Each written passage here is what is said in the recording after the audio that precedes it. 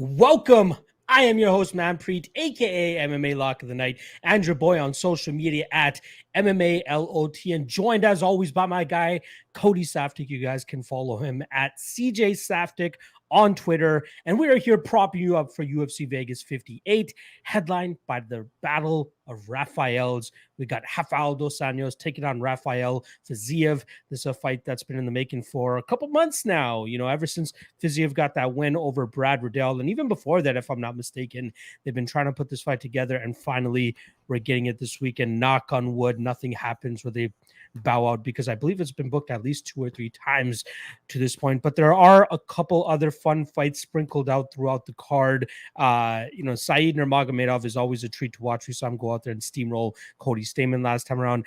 Michael Johnson trying to continue this redemption tour by taking on Jamie Malarkey, fellow Canadian Eamon Zahabi, coming out from under his rock once again, taking on Ricky Tercios, and a couple other fun fights sprinkled throughout. The one that I'm looking forward to the most, Cody, is the curtain jerker here, the first fight of the night, Ronnie Lawrence against Saeed Kakaromanov. Before we get into the fights, though, how are you doing, my friend? What have you been up to? What's been keeping Cody Saftik busy over the last week?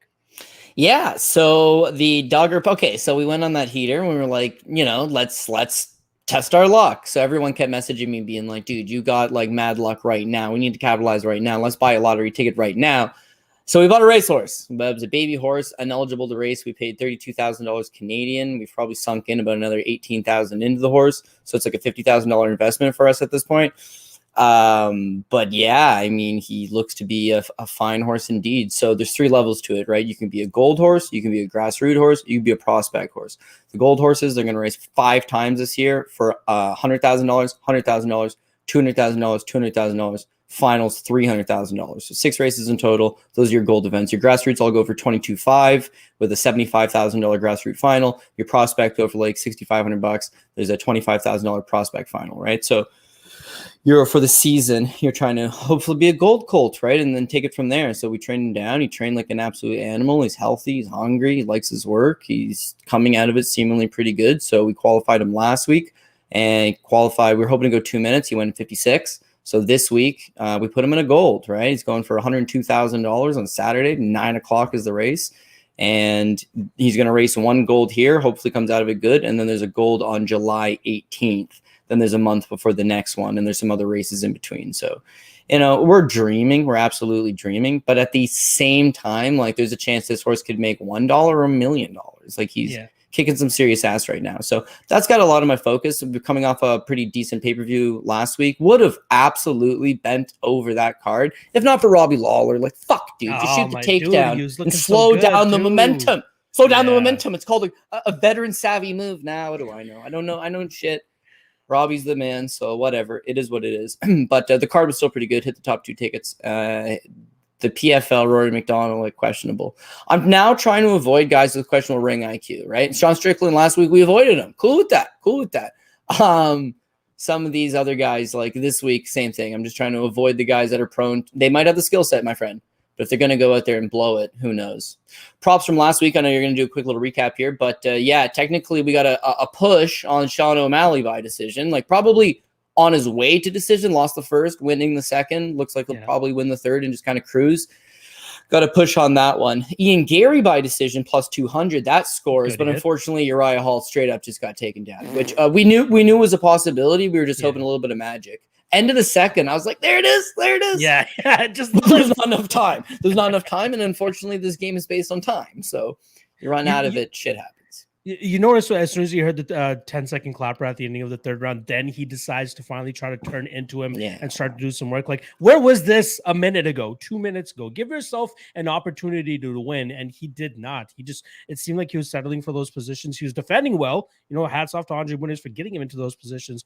Hall did a good job of defensively stopping any type of submission attempts or anything like that, but You know That's what, what man? stopped. I thought you and I both did an excellent job of sniffing out the fact that Andre Muniz not that good, right? And we're Yeah. trying to fade him. And what ended up happening is we still got the win, but everybody realized the same shit. It was like he's not that good. So again, Uriah Hall never been finished. We outlined that, never been submitted. Well, he had been finished, but never been submitted. Very good takedown defense, not good takedown defense, good grappling defense, right? Had Antonio Carlos Jr. on his back for 10 minutes, right? So all of that proved to be true. Like he got mad out grappled, but at no point was he close to getting submitted. And this is Uriah Hall. So imagine it's like a legit top 10 guy in the division, right? If you take them down and they get back up, if they stuff your takedowns and they keep it standing, he's got no striking. His chin's still very suspect, in my opinion. His grappling is good, but it's not godly. There's certain people where it's like fight hits the ground, it's like, it's done. It's over. Yeah. There's certain people where it's like, okay, well, what if you can survive for 3 or 4 minutes and get out of the round, and then round 2 stuff to take down, work them, you know? That Draco Duplessis, after the first round, I was like, I'm an idiot, man. Like, what is wrong with this? He's gassed. And everyone knows how quirky the guy is, but second and the third round, he made that shit work for him. He just kept coming. He kept coming. I like backing guys that are going to go out there and put it on the line, right? Rory, he was very risk adverse. He didn't want to get hit. He couldn't get takedowns over a Swedish Muay Thai fight. You know what? Let's start a new, fresh chapter. Talk about these fights, bud. I do quickly want to just finish up on UFC 276 here because your boy did sweep the 3 best bets. I got Stolyarenko plus 350. We're going to talk about her very soon as well. Volkanovski by decision plus 105. You know, plenty of times you could stop that fight with how much blood was coming out of the face of Max Holloway. Career-defining performance for Alexander Volkanovski that night. And then Israel Adesanya, not giving a fuck, goes out there and wins a decision at plus 125. So I was happy with all 3 of my 3 best prop bets. But let's quickly go over the Cloudbet props from this past week. Shout out to Cloudbet as well for supporting the show as always and giving us those special props just to make it a little bit better for you guys as well. Again, if you guys want to check out Cloudbet, link is in the description below. All right, first and foremost was the hype train wins. Technically, only 2 of them won, so plus 114 cash is there. I'm not sure what they did in terms of the no contest for the O'Malley, but if you called exactly 2, I'm assuming you would have cashed there. Team America parlay, all 4 don't win. That's probably the one that ends up cashing there at plus 1 or minus 10,000. Team America strikes. We were going with the under last time around. If I recall correctly, Cody, it was under 375.5 significant strikes. They only get 257 because O'Malley fight ends pretty quickly. Well, a round and a half. Strickland gets deaded in 2.5 minutes. Holloway and Cannonier can't get much striking off because they're dealing with absolute masterclass men across the cage from them. Fastest finish on the main card goes to Alex Pereira at plus 650, starching Sean Strickland, who just did want nothing to do in terms of fighting a smart game plan. Was trying to get this fight to the ground. So he had to pay for it, and that's exactly how he pays for it. Fight of the night goes to Brian Barberena and Robbie Lawler, plus 700 for a great fight there. Good volume from Brian Barberena. Good, resiliency from Robbie Lawler until it looked like he couldn't take anymore. And then unfortunately he faltered and Brian Barberena was able to get his hand raised there. Second slide here, we have total submissions. We got over 2.5 submissions to cast at plus 104. We got 3 total submissions that night. One from my girl, Yulia Stolyarenko. Next up was Jim Miller. And then right after that, we got Jalen Turner smoking Brad Riddell really quickly and then getting the sub there. Under 4.5 KOs hits, as only 2 KOs came through that night. Total takedowns. So it was set at 26.5. The under hits very easily here with only 9 completed takedowns on the entire fight card. Considering how slow of the first fight on the main card and the last fight of the main card were going, I thought we'd get more takedowns, but it is what it is. We only get 9. Now, fastest finish on the entire card. I got to go to the bank for this one, Cody. I got to do it. Fastest finish on the entire card. I got to go with Dricus Duplessis. There you go. Duplessis is currently sitting at plus 1,700 to get the fastest finish on the card. I'm gonna have a hipster pick here. I'm gonna go with Yulia Stolyarenko at plus 2,900. That is totally hipster, but I like it. Shout out to my girl Yulia Stolyarenko. 42 seconds. to drag Jessica Rose Clark to the ground and snatch up that armbar. Jalen Turner almost beat her out. He was 45 seconds. She was 42 seconds, but plus 2,900 cash is there for Yulia Soloyarenko, fastest finish on the card. What are you thinking there, Cody? Yeah, dude, that was crazy, man. That was an excellent pick indeed. Again, whenever we talk about picks at the end of the card, right? You always throw up some crazy ass plus money pick, right? And it's like, yeah, could it hit? Maybe. What are the chances of it hitting? No. We both acknowledge this girl likes to throw up arm bars. Has good arm bars. Jessica Rose Clark coming off a fight in which she rather quickly got first round armbarred, right? Possible? Yes. The price right? Yes. And if you're going to go and hit one of these, one in every 20 chances, you're going to come out profitable at the end of the day. So, man, congratulations. Yeah, my pick not so good. Tricus took a beating, then proceeded to put a beating on him. Yeah. But yeah, I mean that fight ended up going first decision win in what 20-something fights or 18 in his fights in his career, and like he wobbled Brad Tavares a pile of times, but like he was tired and Brad fought through it, and it was like credit to both guys. But again, same shit in the first round. Like he came out and just started shooting takedowns. So desperate for a takedown, he pulled Brad Tavares on top of him in the first and lost the round because of it. It was like, yeah, that's not stuff I exactly foresee coming. He's going to try to wrestle. And then they ask him afterwards, like, oh, you're trying to wrestle. He's so much stronger than him. So much stronger than him. What's that wrestle? So much stronger, dog. He stuffed all of your takedown attempts and ended up on top of you. And then you couldn't get back up. What do you mean you're way stronger than him? Anyways, he won. That's all that matters. But of course, the sweet part about this game sometimes is the sweat. And, he decided to make it sweaty for me.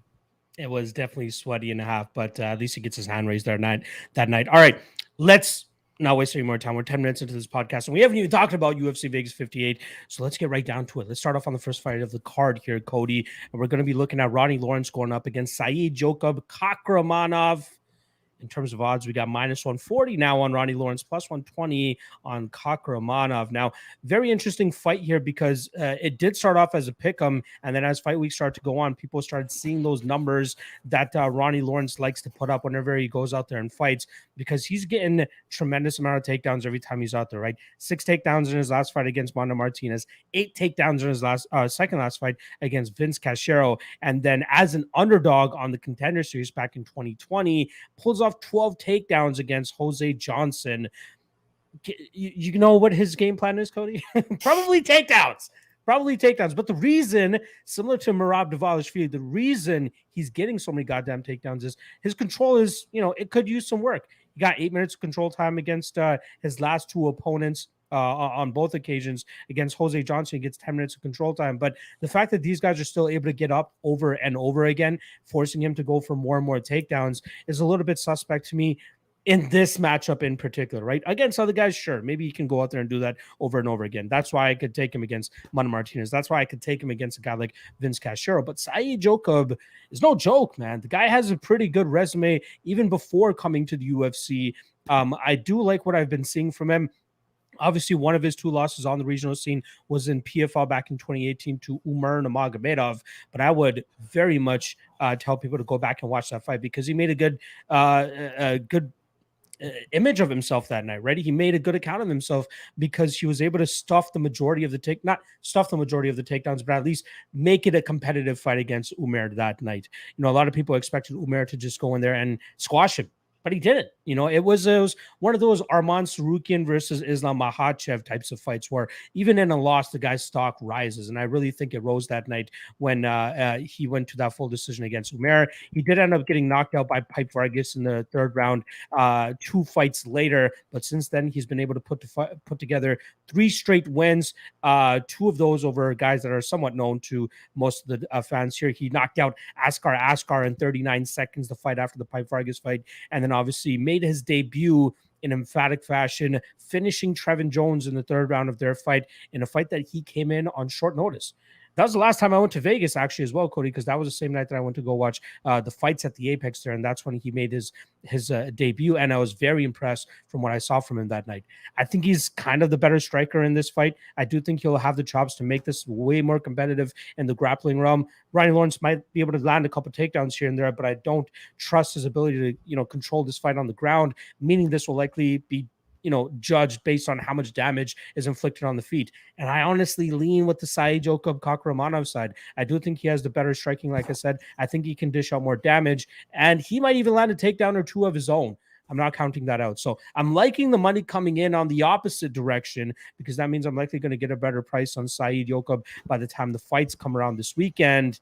He's going to be getting some of my underdog money here. In terms of a prop, I could see him possibly fighting the chin of Ronnie Lawrence here. His KO prop is currently plus 400, but I honestly think it's going to go the full 15 minutes, but he's going to be the one landing the better damage. Kakaromanov by decision, plus 330. Sign me up. What about you, Cody? What are you liking here? Yeah, I got to go the opposite direction. I got to go with Ronnie Lawrence. Again, I know, everyone's kind of jumping on the Ronnie Lawrence bandwagon, but man, I've been with this kid for a while. Like, again, you go back to the Jose Johnson fight. Well, what's he going to want to do in this fight? 100% he's going to want to wrestle. Keep in mind, he came in as a plus 300 underdog against Jose Johnson. No one knew what to expect out of this guy. He comes from a striking background, but all of a sudden he's at American Top Team. He's young, he's hungry, and he's developing. And all of a sudden he's got a decent little wrestling game to add to the mix. So I feel like since then, Ronnie Lawrence has really done a decent job of putting that all together, right? His next fight against Vince Cachero, but they 8 takedowns, 77 significant strikes landed, all good stuff, right? The fight with Manny Martinez.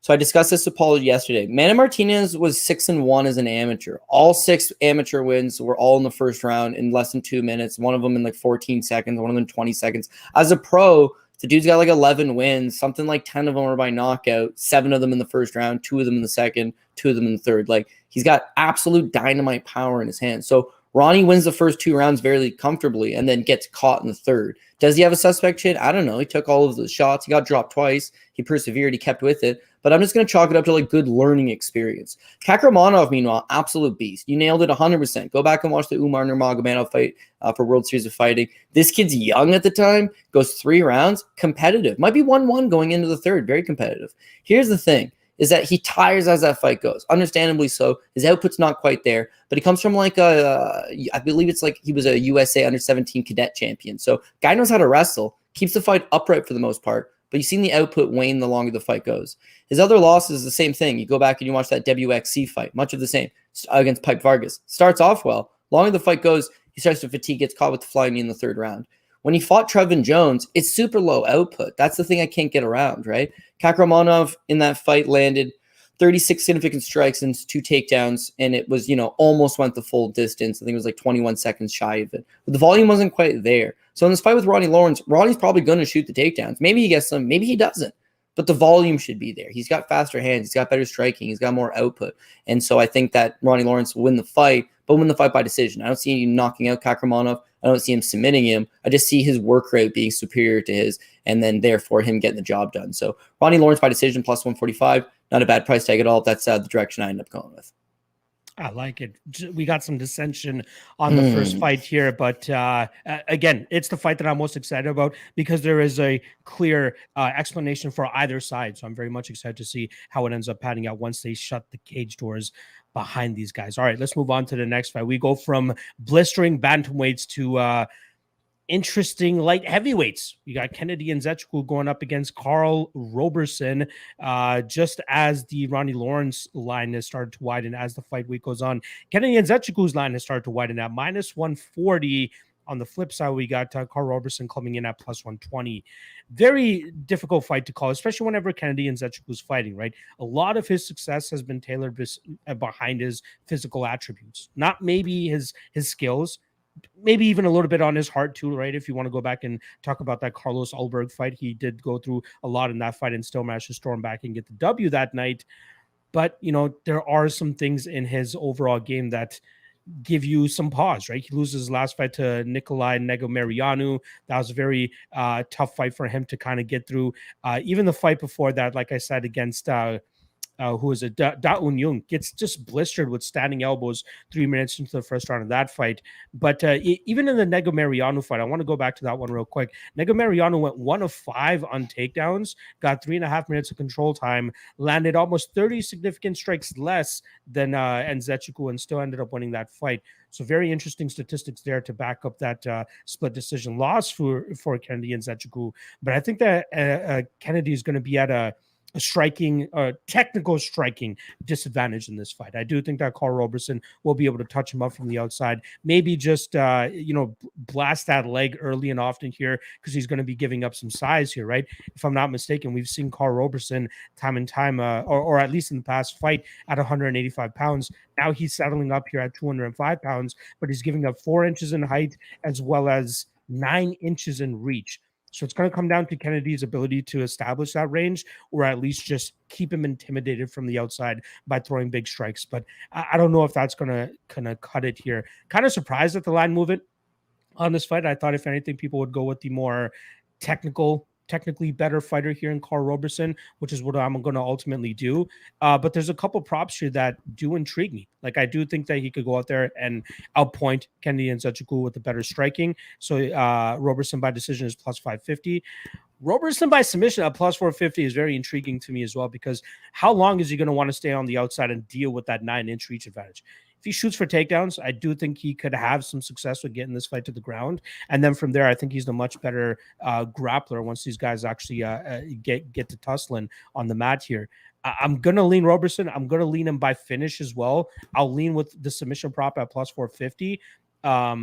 But a lot of it's going to have to do with his possible grappling success. Not the greatest wrestler, but I still think he has the chops to go out there and get Kennedy to the ground and grind him out there, eventually finding a submission after he gets that dominant position. What are your thoughts on this matchup? Yeah, much of the same, to be honest with you. The problem is that, and this card's full of them, right? There's a lot of guys that you just can't trust either way, and both these guys are in the exact same situation. Kennedy Andzeckuku has all the talent in the world. As you mentioned, the guy's absolutely humongous for the weight class, 6'5". He's got just a gigantic reach. He's got a massive reach advantage over most guys. He just doesn't really seem to be able to use it effectively. He doesn't fight rangy from the outside. The Dong Jung fight, he allows himself to fight in close quarters with him and gets knocked out with an elbow. First time he's been knocked out, but also shows you, like, okay, maybe his chin's not cast iron. The fight with Paul Craig once upon a time, I thought he was winning the fight. Man gasses out and he got caught in triangle. But Paul Craig has a tendency to do that to guys, so yeah. We'll give him a pass. The Alberg fight, Alberg punched himself out. Like, if they were to rematch, especially what we've seen from Alberg in his next two against Fabio Charant, and obviously this past weekend, if they were to fight again, you'd bet Alberg. Like, he just kind of went out there, UFC debut, landed 140 significant strikes within 6 minutes, and then gassed out, and Kennedy took over. Kennedy could take over if you tire yourself out. The Daniel Marquez fight, he loses probably the first 2 rounds. He's getting soundly out-grappled. Daniel tires out, and he catches him. So there's a lot of flaws to Kennedy's game. I always go back to how much potential the guy does have. He just doesn't really seem to meet that potential. Carl Roberson, meanwhile, this guy made his kickboxing debut in France against Jerome LeBanner and got robbed. He's an excellent kickboxer. He's a Glory kickboxer. Didn't have much success with Glory, but still was a pretty high-level American kickboxer. As far as his skill set in the UFC, you don't really see the best of his kickboxing. You see him go out there and fight a bunch of suspect-ass game plans, like the Wellington Turman fight. Why are you trying to grapple with Wellington Turman when you have the clear striking advantage? But it's just bad ring IQ. The Brandon Allen fight. Why are you playing footsies with a leg lock guy? What? Why are you? Dude, that had me banging my head against the wall. What are you doing, Carl This Roberson? dude is a kickboxer, but it seems like he's been working on his wrestling, working on his grappling, and he wants to use it. It's just you can't use it at this level. They're giving him tough guys. Brandon Allen's a badass. Marvin Vettori's a former title challenger. He was this close to knocking out Glover Teixeira. Those dirty little elbows from the Travis Brown style elbows. Glover topples over. He was almost done. This close to having a win over the former UFC champion. And unfortunately, he blows it after that, gets taken down, gets submitted shortly thereafter. So he's known to get into these big fights against top-level talent, but he's always coming up short against them. Him against Khalil Roundtree his last time out, in theory, good matchup for him, right? Because he's a kickboxer, Khalil's a kickboxer. This should at least be the kind of fight that he wants. He's not going to be worried getting taken down, not going to be worried about submission attempts. Unfortunately, he ran into a Khalil Roundtree who, decided to give a fuck. And Khalil Roundtree, when he's motivated, oh my God, he's a problem. This dude is thick. He's muscled up. He's got legitimate striking. Don't want to stand with him. So Carl Roberson got his ass beat pretty good by Khalil and got knocked down that fight. Coming into this fight with Kennedy, again, on paper, I would say he's a little more refined and polished as a kickboxer. Should be able to land the leg kicks from the outside. Should be able to touch him up a bit. Yes, huge reach discrepancy, but it's in the apex, right? So it's there's probably not going to be a ton of around to move. Against Brandon Allen, you can't out-grapple him. Against Marvin Vettori, you can't out-grapple him. Against Glover, Wellington, Those guys you're not going to likely out grapple. But you can see in the fight with Jack Marshman, the guy's a crap grappler. So he's like, you know what? I'm going to expose this. The fight with Roman Kopylov, I'm going to expose this. He takes those guys down and he looks for the submissions. Doesn't work against high-level guys. But with Kennedy, he may try to take him down. And he may have enough kickboxing to be effective standing. And he may be able to do these two things enough to grease out a close decision, which is plus 450, right? You mentioned it already. Cole Roberson by decision. So, like, not something I've got any type of faith in whatsoever. Kennedy's huge. You know, he might just clap him. I'm not convinced about Carl Roberson's durability in the slightest bit. But I think part of what made him suspect in the past is the bad weight cuts. And the Roundtree fight, while Roundtree was just on that night, can't take anything away from him. This fight, you may see a better version of him. And if he shows up to a better version of himself, he could squeak this one out. So I'm on the same page with you. I would lean towards that plus 450 for Roberson by decision. I'm going to need a little bit of I need a bigger line on the money line to actually take a shot on a guy with a suspect fight IQ as Carl Roberson. I'm trying to avoid those guys.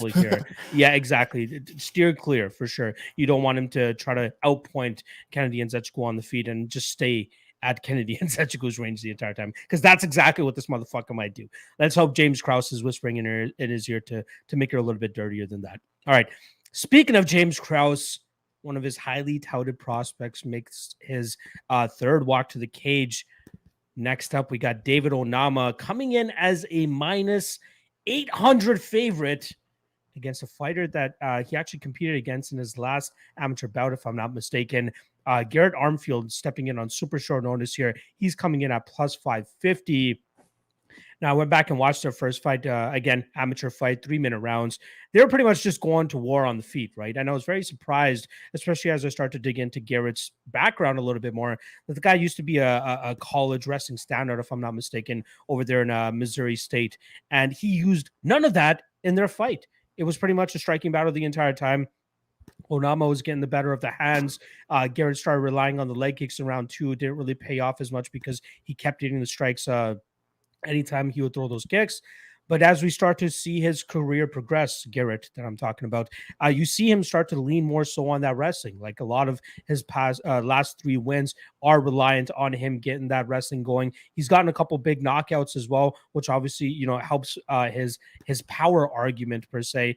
But I don't think he's going to be the better striker in this matchup. I think David Onama is definitely cleaning up in that division or that department of this fight.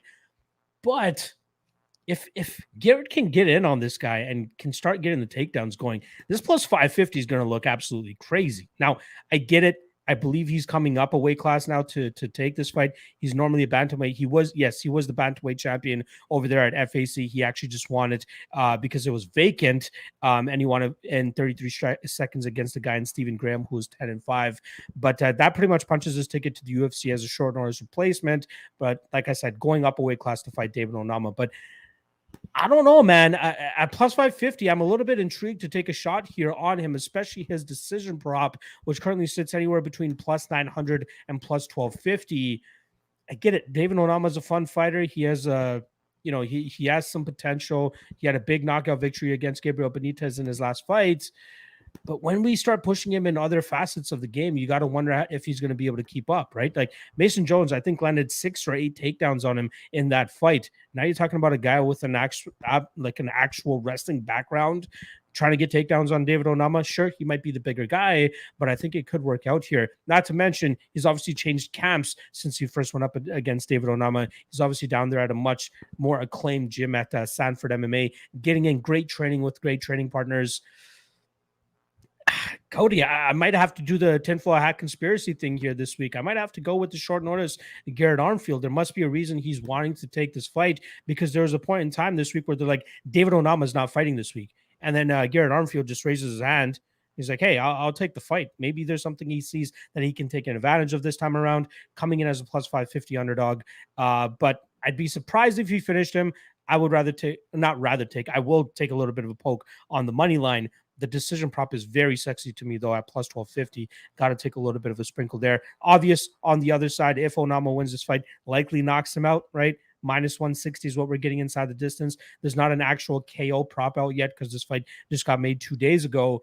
But Onama inside the distance, minus 160, Armfield by decision, plus 1250. That's the way I would look to play this fight. Maybe even the over 1.5 at -110, because I could absolutely see Armfield getting the clinching and the grappling going to push this over that 1.5 round mark. Am I crazy? Have you looked into Armfield much at all since it's been a really short notice fight? But what are your thoughts here? Yeah, it was a short notice fight, so I hadn't really looked at it much yesterday on the preview show. I just remembered him when he had fought in the CFFC fight against Matteo Vogel, right? Yes. Because of course, Shout out Matteo Vogel.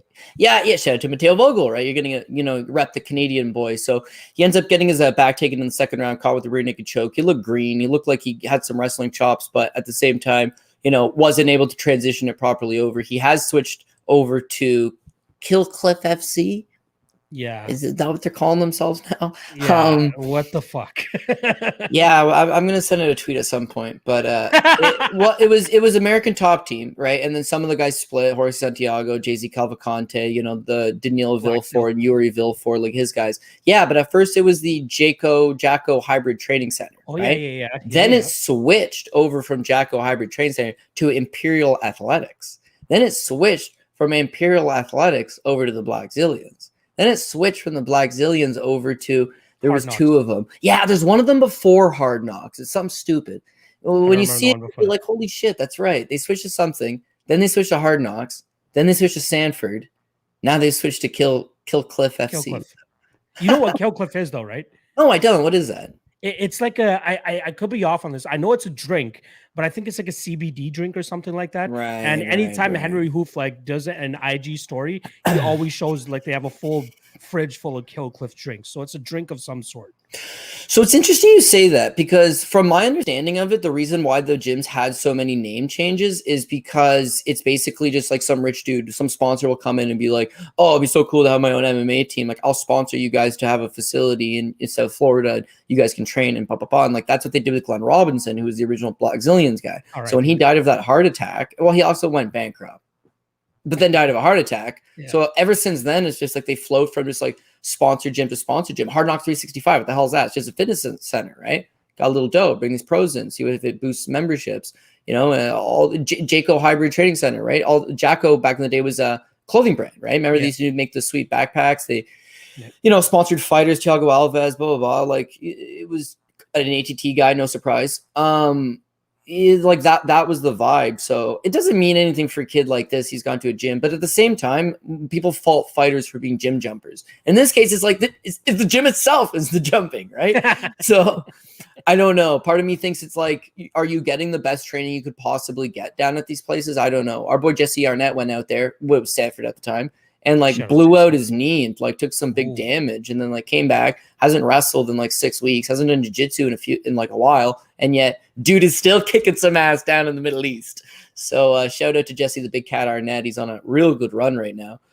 And won the title. You go to these places and it's just like a destination getaway, but you're not getting in the world-class rounds, right? A guy like Ronnie Lawrence is, he's A-team, right? He's in at ATT all the time. He's a full-time guy. He's gotten the good graces of the gym. Other guys, I believe Ronnie Lawrence is actually a Sanford guy as well, if I'm not mistaken. Oh, has he moved over to Sanford? Yeah, I know he was was at ATT there for a little bit, and then he moved over to Sanford. Yeah. Yeah, well, there you go. They're in the same boat, man. Maybe my boy, maybe your tinfoil hat is a conspiracy theory is onto something. Ronnie Lawrence is a gym jumper too. No, I'm kidding. I think he's ultra talented. I think this kid's ultra talented as well, but I think he's a little bit green still. Now you mentioned the question, why would the fight was canceled? Nobody's signing up to take the fight.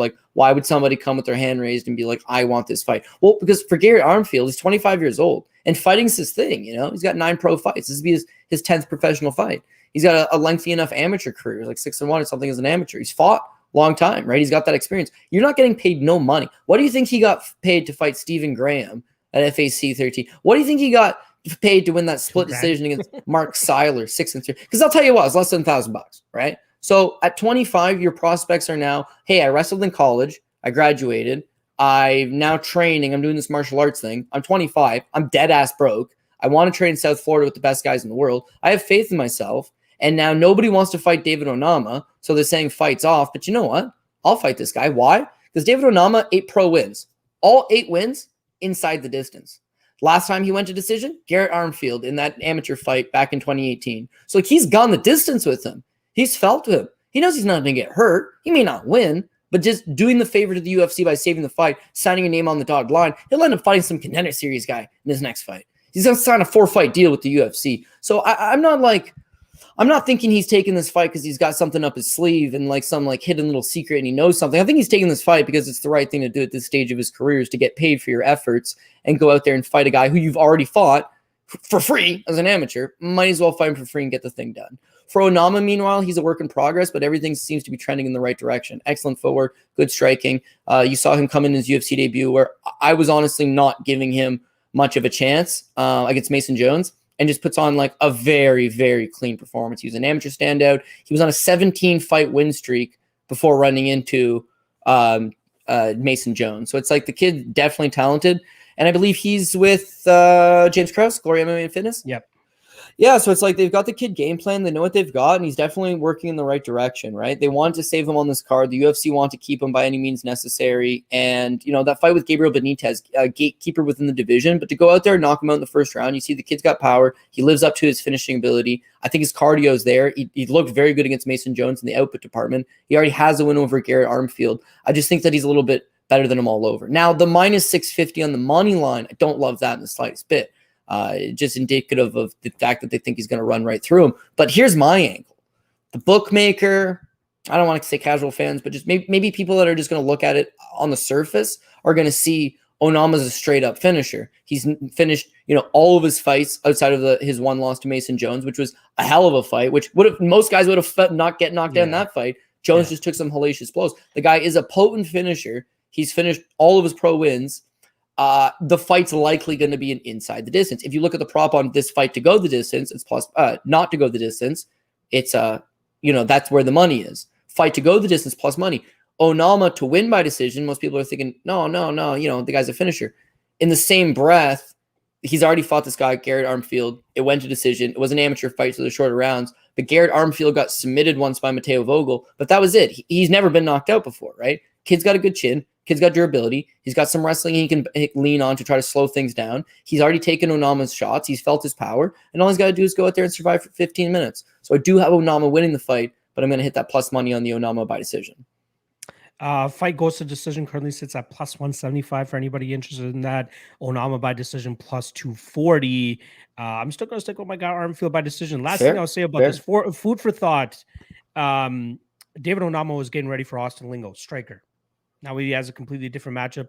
Again, a guy he's already familiar with. We'll see how that changing of game plans works out here and whether he's going to be successful in keeping this upright and letting his big bombs go, which he normally is successful in doing. All right, let us move on to the next fight here. We're only 3 fights in, Cody. 3 fights, but we still got plenty to go, more to go. I can't wait to hear your thoughts on this next one. We got Cody Brundage going up against Trishan Gore. In terms of odds, we're looking at minus 145 for Trishan Gore, plus 125 the return on Cody Brundage. Now, I was successful in fading Trishan Gore in his last fight against Brian Battle. I thought Battle was the much better overall fighter, and his cardio mixed with his ability to mix up the martial arts was the best way for him to win that fight, and that's exactly what happened. You know, he left the cage with a swollen eye. Like, he definitely felt the damage of Gore that night, but he was the one that was more successful in implementing a full MMA game. Now, here in this matchup against Cody Brundage, you know, mainly known as the wrestler, the guy that needs to take the fight to the ground, almost got finished by Dalcha Lungiambula in his last fight, in a crazy fight, back and forth fight, which he eventually won, I believe, by guillotine, if I'm not mistaken, by jumping on I won't call it a Hail Mary guillotine, but he saw that Dalcha left his neck out there and he jumped on it and took it home with him. That fight only lasted 3 minutes and 40 seconds, but good Lord, was it fast paced because of how much action was actually taking place in that fight. I am going to lean with Trishan Gore here, though. I see the potential that people saw in him before the Brian Battle fight. The guy's quick. He has some good hands. You know, his overall game is still developing. He has a good team behind him. The Lima brothers really believe in his skill set. They think that he could take it to a championship level. And even Trishan Gore was talking about, you know, double champ status even before he had his first UFC fight that I was clowning him about. You can't knock the guy's confidence, right? The guy's very confident, but now he knows that, okay, it's not going to be that easy. I got to go out there and I actually have to do the work to be successful and get my hand raised. And I think he's going to be able to do that here against Cody Brundage. I think his get-ups are great. I think his takedown defense could use a little bit of work. We saw some good things from him on The Ultimate Fighter, because those fights obviously count for experience. Maybe not on his professional record, but they definitely count for experience overall. And I saw some good things from him defensive grappling speaking, right? Cody Brundage is probably the best wrestler he's faced to this point, so he's going to deal with some resistance there. But if he's able to shut that down and keep this in the striking realm, I think he absolutely lights up Cody Brundage here, and I think he actually knocks him out. So I think he finds that knockout blow at a certain point here. His he's a little bit gun shy at times, but I'm hoping that first official loss on his record, on his professional MMA record, wakes him up a little bit, that he needs to throw a little bit more. And especially in this fight where he's going to have the obvious speed and striking advantage and power advantage, he should be able to put that to good use here and find that knockout against Cody Brundage. That's what I'm going to be banking on. Sean Gore to win by knockout, plus 250. Sign me the fuck up. What are you thinking here, Cody? I'm thinking the exact same thing. Like, it's not a fight I got a ton of confidence only because Trejan Gore's 3-1. Like, he's just got no real pro experience. And flip side to that, he's taking on a guy in Cody Brundage who's got a lot of flaws to his game, but like they're both what I would consider to be lower level at the moment. You know, guys that are trying to build their way up. Could be greasy. You don't have a ton of confidence in these guys to go out and perform. But again, I see the same things. Trejan Gore was actually a solid amateur. He's got some pretty decent wins over Tanner Saraceno and Robert Hale in the amateur ranks. Turns pro. Doesn't really fight all that often. There's gaps within his career, but looks like he's a pretty talented enough guy. Very athletic, big power. All good. Gets on the Ultimate Fighter. And he's looks like the favorite to win the show. So he beats Ryder Newman, beats Gilbert Urbina, completely kills Urbina. And now it's like, okay, he's going to go to the finals. Going to be good times. Unfortunately, he gets injured. Brian Battle replaces him. Brian Battle ends up winning the Ultimate Fighter. So the UFC figures it's a good idea just to run it back with Brian Battle. Here's the thing. Like, Brian Battle's got twice as much pro experience, twice as much amateur experience, a lot more experience. Plus, he had just made his UFC debut when he won the Ultimate Fighter. So I feel like that sophomore outing, he was a lot more comfortable. And Gore was gun shy in that fight. He just couldn't deal with the long-range kickboxing. Brian Battle landed 112 significant strikes. It was a whole lot of volume from the outside. Gore just never really figured out how to overcome it. And a fight with Cody Brundage is not exactly known for his stand-up abilities, nor his output. In his last couple of fights, I mean, he's not landed anything. Dolce, you give him a pass. He's on skates the whole time, but he lands 4. Like, striking is not exactly the go-to. It's going to be his grappling, and that's what bails him out with the guillotine choke. The fight before with Nick Maximov, he lands 10 strikes in the first round. He lands 1 in the second. Now, a lot of it's grappling, but he's just not known for his hands or his output. In the Contender Series fight against William Knight, he seemed to gas himself out in that first round by putting the pedal to the metal, and since then, he's a little more conservative. So I don't really like anything from his striking. His wrestling, although he's a former collegiate wrestler, he got taken down fairly easily in the first 2 rounds by Nick Maximov, who was a community college wrestler. Good, whatever, collegiate wrestler. It's wrestling. But it's not like I would say Brundage is super high level by no means. So the striking's not high level. The wrestling's not high level. He does got a little bit of submission game in his back pocket, but I don't think Gore's going to be there for him to snatch up the neck. I think he's going to stay at distance. He's going to, circle him away, smaller cage, back him up towards the cage and let his hands go. And what you've seen with Dolce, as soon as he hit Brundage is big time hurt. William Knight fight. Brundage wins the first 2 minutes. The second William Knight reverses position, lands a couple shots. He shells up right away. Guy doesn't deal well with damage. And so I think at some point, Gore's just going to corral him, let his hands go, and then force a referee to step in and stop the thing. So same thing that you're saying, man. Plus 240, Gore by knockout. That's what I would go with. But again, just like, he's 3-1 coming off his first career loss. He looked gun shy. Is he ready for the UFC? Probably not. But I think that Cody Brundage is the kind of opponent that he could expose, and I think he will do that. Oh, sorry. I do. I agree with you. I'm glad that you agree with me as well. I do quickly want to just go back just again, another quick shout out to Cloudbet here, because there was a prop that I actually skipped over for the Saeed Jokob Kakaromanov fight and the Ronnie Lawrence fight. I would love to get your thoughts on this here real quick. They have total takedowns for Ronnie Lawrence over under 5.5 set at -110. What would you lean on there? Over under 5.5. No, I would say the under. Like, again, what happens is that Ronnie Lawrence scores 12 takedowns against Vince Cachero. So it's like, holy shit. Then he goes out and he scores 8 more takedowns in his next time out. So it's like, oh man, this guy's just, wrestling for days. So the natural assumption is he's probably going to go out there and take Kakaromanov down 4 or 5 times, 6 times, 7 times. Kakaromanov's got excellent takedown defense. You saw in his fight with Trevin Jones, not the strongest in the clinch per se, but he's got good hips. He does come from a wrestling background, wrestled as a junior under 17, and then fought Umar Nurmagomedov very competitively when he was 22 years old and stuffed largely most of his takedowns. So I'm going to say that Roddy Lawrence is actually going to struggle with the takedowns. The reason why I'm still picking him is I think he'll have superior volume from the outside, and he's going to be stronger in the clinch. So sometimes wrestling's not all about scoring the takedown as much as it's about bullying the guy up against the cage. Unless you're Rory McDonald, then it's like, dude, at least take him down a couple times, because it's like bullying him up against the cage is only going to get you so far if you're not going to do anything, right? So in the case of your question about the prop, I would say the under. Was it 4.5?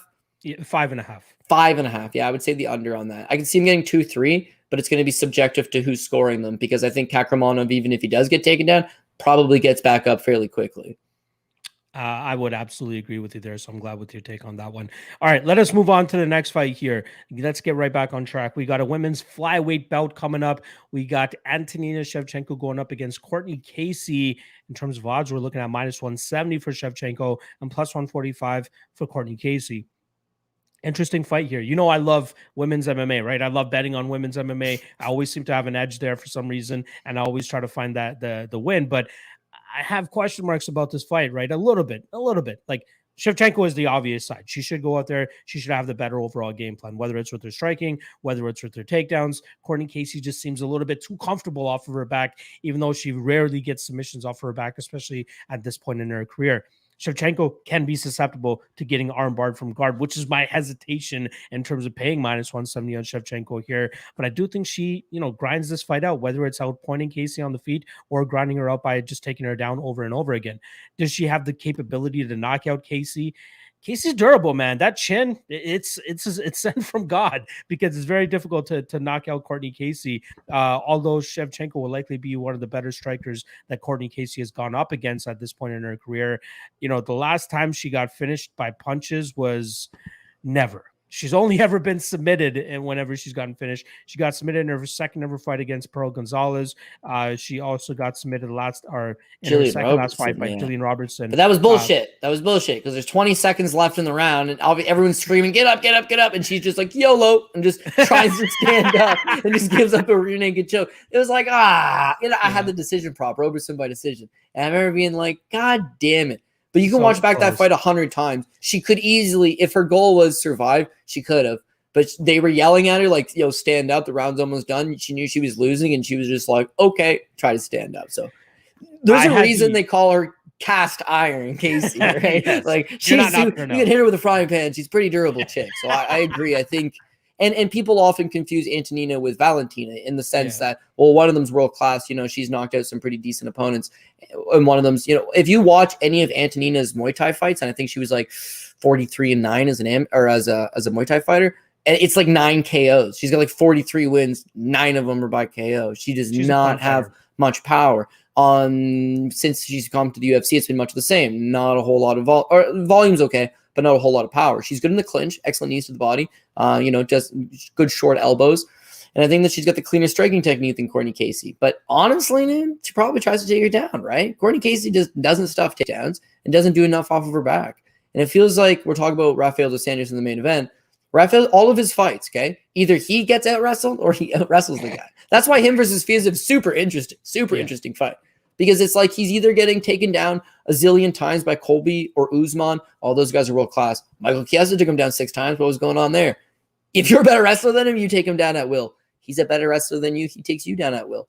It's even though that's not your strong suit, you have to be able to recognize when that's the path of least resistance. Caitlin Chikagi, another fighter that known for her striking, but been working on her grappling a whole lot often because you're going to run into opponents that you can take advantage. Antonina probably does have the striking advantage over Courtney Casey, and I think she'll use that striking advantage effectively. But ultimately, the way to just like make sure that you win these rounds and then they're not subjective to the judges sitting cage side is just sprinkle in that takedown. Minute and a half left, take her down. Could Courtney Casey throw up an armbar from guard? Yeah, of course, women's MMA could happen. But like, come on, Antonina, you train with the GOAT. Don't get armbarred from guard of all things. Steer clear. So I'm gonna have to say she gets the job done. And then of course, because putting away Casey is just not gonna happen, that +125 by decision looks pretty good to me. Also, last thing I want to mention is in that last fight, Antonina versus Casey O'Neill, I loaded up on Casey O'Neill, but she soundly beat Casey O'Neill up in the first round. It was that persistence to take the fight to the ground, eventually broke her. Casey O'Neill gets the fight to where she has it best, and she's able to put her away. Against this fight against Sorry, Courtney Casey. Come on, like if the going gets tough on the striking department, is Courtney Casey going to rely on her wrestling offense? Like she shows like 27% takedown accuracy. Like she's not going to wrestle her way out of this. Antonina has the options. I can choose to strike my way to a decision victory, or I can use my wrestling towards a decision victory. But in both outcomes, if she's going to win, going to be by decision. So plus 125 there. She's only beating the Liana Jojuas of the world, right? She got taken down twice by Liliana Jojua to put things into perspective for you. That's absolutely nuts to me. And then I'll give Antonina like a pass. Casey O'Neill's a top prospect. Andrea Lee was, on that night and is a fringe top 10 contender. Caitlin Chukagian is a former world title challenger. Roxanne Modafferi, I mean, getting taken down 5 times by her is a real bad look. But again, a savvy veteran of the game who I know you've cashed a few tickets on. Yeah. Whenever anybody cashes on Roxanne, it's like the big stuff because it's always plus 500. Crap, goddamn Roxanne. That's what she always is. Right? Always, and she cashes tickets. She's retired now. Kudos to her. She had a very excellent career by all standards because overachieved in pretty much every definition of the word. But yeah, I think you see the limitations to Shevchenko's game against better grapplers, better wrestlers. Courtney Casey doesn't present that. She's fairly one-dimensional in her approach. She's 10-9. She's looking to throw down. She's looking to have a scrap. That's about it. Paul informed me, because Paul likes to keep up with the times, that Courtney Casey is currently dating Drakkar Klose, right? They've been together. Yeah, because I thought he was married to that Mark Sanchez guy for a while. He was a BJJ black belt back in the day. Remember when she broke into the UFC? She was Courtney Casey Sanchez. Oh yes, yeah. Good point. Yeah. She dropped the Sanchez. She left him. I didn't realize that part, but apparently she was Drakkar Klose. So. Yeah, I should probably come out with a YOLO game plan. I'm going to stand in front of you and chuck bombs like it's what Drakkar does. So it'll be a fun fight. It'll be like a low key. You might, at the end of the show when we do what could be potentially fight of the night, this would be flying way under the radar. But you could get a fun, exciting 15-minute scrap out of it, right? So it could be a decent fight overall. But I'm going to have to go with Antonina by decision. Plus 1,700 for this fight to win fight of the night, if you in case you are so inclined to pull the trigger there. But I agree. I'm gonna go Shevchenko via decision as well. Cleaner fighter all around. The only way she loses this fight is if she gets armbarred from guard, which I have a little sense in my head that it could potentially go off. If you do as well, Casey by submission is currently sitting at plus 700. Not too bad of a line to take a shot if you are intrigued by that. All right, let us move on to the next fight here. We got a fellow Canadian finally getting back into the cage after an extended layoff once again. I think it's extended layoff. Last time we saw him in the cage, Draco Rodriguez, February of 2021. So about a year and a half off once again. But here he is coming back against Ricky Tercios.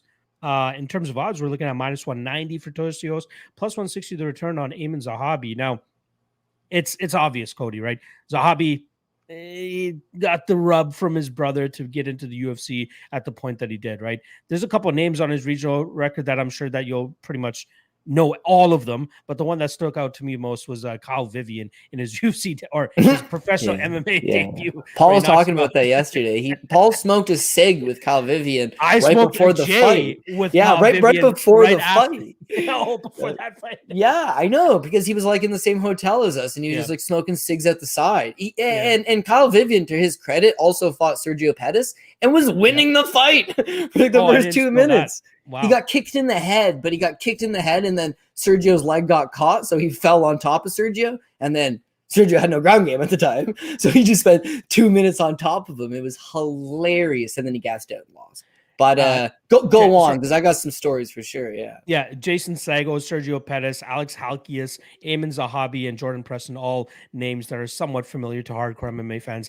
Those are all the guys that Kyle Vivian has lost to. I think he's retired now. He hasn't fought in over 9 years, but his last fight was the fight that I was at, where after he got called in on short notice, I ended up smoking a J with him at the hotel because he's like, I just came to fuck around. Exactly. He actually runs a bit of a gym, and like, I don't know, he always fought up weight classes. Yeah, and like did his own thing. Really a fight team. An issue or something as well, like fighting out of his weight class and all that shit. Fighting out of his weight class, fighting out of his garage, self-trained. Like he always had a bunch of issues. But yeah, you can never take away from the fact from Jeff Harrison, like elite Canadian Muay Thai fighter, and now one of the top coaches in the country, right? Jason Sago, BJJ black belt, UFC veteran. Sergio Pettis, former Bellator champion, UFC veteran, absolute stud. Alex Halkias, BJJ black belt, Eamon Zahabi, BJJ black belt, UFC veteran, like some guy. And I'll tell you for matchmaking cards, okay? You'll call up a guy. It's like, dude, you're a badass. This guy's a badass, and they're just like, yeah, not right now. You'll call these Kyle Vivians, and they don't. I'm in. $500 in a beer. You need to tell me you're gonna pay my gas money. You're gonna pay my gas money. Drive down there, get my ass, bro. That's what he did for that last fight. And you're gonna give me $500. Is this a prank? Did Denise put you up to this? It's like, no, I'm totally serious. And they show up. They show up. They do the damn thing. So, night before weigh-ins. Night before weigh-ins, they called him. Night before weigh-ins, they called him, and he drove from Aurelia all the way to Ottawa, and then made weight the next day because he was fighting way out of his weight class, and ended up getting pounced on there by Jordan Preston. But we're getting way off the track here. Let's get back onto the track. Eamon Zahabi, again. I'm good striker, good overall game. Obviously, he's been keeping busy with his jiu-jitsu as well. I think he took part in the Ontario Quintet thing that I believe a gym out of Oakville, Ontario did very well over there, if I'm not mistaken. But in his return to the cage, he did manage to knock out Draco Rodriguez in 3 minutes with an overhand right. He was a plus 160 dog that night as well. So a lot of people continuously look past Eamon Zahabi, and I think a lot of it has to do with the fact, well, he does have a loss to Vince Morales on his record, which doesn't look great. And he didn't make a good account of himself that night either. Right, I thought he just seemed gun shy. He just didn't really want to pull the trigger, and he changed all that around against Draco Rodriguez, which is why he ended up getting that knockout victory. Now, Ricky Tercios, I think, is like Tony Ferguson reincarnated in a sense, right? He has that weirdo mentality about him, even the way that he fights, right? He's not technically a great striker or fighter per se, but he just has that heart. He has that grit. He has the ability to just throw wacky shit at you, and hopefully it sticks, and hopefully it knocks you out, or hopefully it adds up in points and damage. His takedown defense looks a little bit skeptical, so maybe Zahabi could take a little bit of a advantage of that, but his ability to get scrambles going and get back to his feet is very impressive. So I think he'll be able to out-scramble Zahabi in a bunch of those situations. But if this is a pure striking battle, man, I wouldn't count out Zahabi at this line, because that is pretty much his base, right? If I'm not mistaken, Faraz Zahabi started off as a Muay Thai guy, and his brother followed suit, which is why he's always been looking to strike more often than not. If he gets over that whatever that thing he had in the Vince Morales fight where he just wasn't throwing his hands, like I said, it looks like he did it against Draco Rodriguez. If he brings that same mindset here against Ricky Tercios, he can make this a close fucking fight. So I've seen and heard a couple of people thinking that Ricky Tercios is a free square this weekend. I wouldn't say so, man. I am actually going to lean on the Zahabi side here, as I do think he'll be able to land the better strikes as long as he lets his hands go. And I think he'll be able to counter Ricky Tercios very effectively here. I could see this playing out as a 15-minute kickboxing fight where Zahabi gets the better of the striking. So I'm going to go Zahabi via decision at plus 400. Thinking about a small shot on his money line here at plus 160. I don't think Tercios is what people think he is. It's just his personality is just so wacky and out there, and obviously him wearing the Ultimate Fighter helps his stock. But I don't know if he'll get past Zahabi here. What are you thinking? Am I too high on Zahabi or what? Yeah. I'm not high on Zahabi. It's been like a forever thing. His whole career is just kind of janky. Like, he's the younger brother of Faraz. He trains with high level guys, and like, honestly, and I told the story yesterday in Dogger Pass, but like, we would routinely hear reports that like he's knocking out Nick Denis, Yves Jambouin, Miguel Torres. Like, he's just beating up guys that were in the UFC at the time, or in Miguel Torres' case, he's a former WC champ, and he's like smoking these guys in the gym when they come down to TriStar. His striking's awesome. BJJ black belt, family guy, really smart, high ring IQ. It always just sounded like sky was the limit. But then you never saw anything, right? So like, his amateur debut, the guy's 0-3. Okay, fair enough. Your first ever fight. Sure. Then he takes like 4 months off and he fought Derek Charbonneau. Derek Charbonneau was 0-6 as an amateur, and his 0-1 as a pro. The one lost to Robin Black, right? That was Robin Black's one pro opponent. Yeah. Then he turns pro. After he fought Derek Charbonneau, he took a year and a half off. He took a full year and a half off before fighting Kyle Vivian, a dude that's smoking cigs in the lobby, okay? Then he fought Philip Deschambault, a guy that was from a native reserve, terrible record, had lost to Ryan Hall, which is, a good guy to lose to. But I remember we were at that fight. It was slam one, right? Faraz tells Ryan Hall, the fight starts, he tells Ryan Hall, don't take his back and rear naked choke him, okay? I know you're probably going to try. It's too easy for you. You're supposed to be getting cage experience. Just do something else. Fight starts, Ryan Hall ducks him, takes his back, looks for the rear naked choke, looks at Faraz. Faraz is like, no, don't. So he just starts smacking him in the head and TKOs him instead. But it was like, that's how easy it was for them. They were just hand-picking the worst guys available to build them up. That card, by the way, features Slam One. That was the first. Was that? No, that was the second. Alex Garcia was in the main event. He went to the UFC. Obey Mercier is the co-main event. Went to the UFC. Fights in PFL now. Eamon Zahabi's on the card. Mario Pereira. For both of them. Yeah, Pereira was supposed to be a total gangster. Duford's fighting for UAE Warriors right now. He's on a killer. Only losses like split decisions against Jourdain Kyle Prepolek and Jesse Ronson, UFC veterans. Ryan Hall was up. Our boy Robin Black was the curtain jerk. It was like, damn, they just Mandel Nalo was actually first fight of the night. Mandel Nalo, who's garbage. People over in Bellator, top guy. Crazy card. So it was always crazy card, but just set up squash matches. They didn't want competitive fights. They wanted their guys to go out and smoke them. And even though they give him the fight he wants, he took 16 months off from his amateur fight to his pro debut. He beats this guy effortlessly in 1:28. He still proceeds to take another 16 months off before fighting a guy from a reservation from Saskatchewan who's super ill-equipped, and then again gets finished 2:33 into the first round. So like at no point was Faraz ever like, yeah, you got to take the tough fights to build yourself. They just always did this. 0-0 Wesley Bowman, 7-8 Scott Farhat. Kyle Oliveira, actually, that guy was actually pretty decent, but he blows his knee out in the first round. So like, that was all. Then he fights Reginaldo Vieira. Well, everything I've been told about this guy, he's a gangster. Eamon Zahabi is a gangster. He comes into the fight with Reginaldo as a -270 favorite. The fight's in Halifax, Nova Scotia. It's in Canada. It's Zahabi's debut. This is a great moment for him. Reginaldo won Tough Brazil, but he's a bum. He's a certified bum. And he was training. I remember they were showing training footage of him. He's training in a kitchen. There was a fucking fridge, right, in a kitchen with like a countertop and just mats on the floor. And he's just like working mitts and wrestling with his lone training partner. It was low-level shit. Okay, he proceeds to get outstruck in 2 of the 3 rounds by Reginaldo Vieira. He got taken down twice by Reginaldo Vieira. Outstruck in the first, like 25-12. Outstruck in the third, like 27-12. No output. Super gun shy. He robbed that decision. Bad fight. But they give him a decision. So now the Ricardo Ramos fight. First round, he looks awful. Second round, I scored it for him. I thought he was working his way back into it, but low output. Just he had found Ramos's timing. And then the third round, Ramos just spams a spinning back elbow. He avoids it and then runs face first into a second motherfucking spinning back elbow. All right, who throws back-to-back spinning back elbows? Fair enough. Didn't see it coming, but he didn't look good. The Vince Morales fight, no output, super gun shy, stares at him the whole time. Did not look good. And then you're right, he punches up Draco Rodriguez, who I believe is released from the promotion now. I think so, yeah. So Eamon's been on a run where he just would fight once every year or two. He never steps up. He never fights the tough guy. He robbed Reginaldo Vieira, who's super low level. He lost 2 subsequent fights. He got straight out outworked by Vince Morales, which is a bad look. And then he knocks out Draco Rodriguez. Does that mean he's back? Does that mean he's like suddenly that prospect we thought he was? He's 34 years old. Like, I think he maybe just clipped Draco Rodriguez. Like, I think that's as far as it goes. To beat Ricky, you need output. Why? Because Ricky is just one of these guys that keeps coming at you. Tony Ferguson is an excellent example. Tony Ferguson makes a ton of mistakes. As a result, he generally gets shit kicked. But he can overcome that, but just sheer work rate. Remember him versus Edson Barbosa? He's flopping all over the place. He's getting crumpled up by heavy shots. There's blood everywhere. And it's like he just does not stop. He sticks on him, eventually rips him to the ground, gets the darce. Ricky's kind of that similar style. He's going to keep coming at you. He's going to get hit. He's going to get busted up. But I think his chin's good enough to take Zahabi's best shots. Zahabi, meanwhile, is not going to throw a ton of output.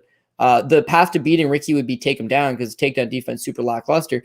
But Zahabi's not one to wrestle. He's not known for his wrestling. He's not known for going out there with game plans of consistently wrestling. So I think instead you're going to see him sit back and take his time and try to pick his shots. And you're going to see Ricky just come at him. Low leg kicks, little jabs, more action. Maybe he shoots for a couple takedowns. Maybe there's some scrambles. But Ricky scrambling, Ricky pushing you up against the cage, Ricky with short little elbows, short little knees to the side, little knees to the body, separate, more output. That in the long run is going to prevail for him. So I went with the Tercios by decision. Yeah, it's interesting because even on his Contender Series fight, he almost doubled up his opponent, Boston Salmon, that night on strikes and still ended up losing a decision. So it's interesting, right? Maybe his shots don't look as effective as Boston Salmon, who's a great technical striker, right? When Boston Salmon is on, his striking looks fucking legit. So I think that's ultimately what ended up playing out that night. But yeah, Tercios is going to be a handful, but as long as Zahabi pulls that trigger, it could be interesting. So another fight where we have dissension between me and Cody. Seems like that seems to be the trend of the card, right? Actually, I think the only one we've agreed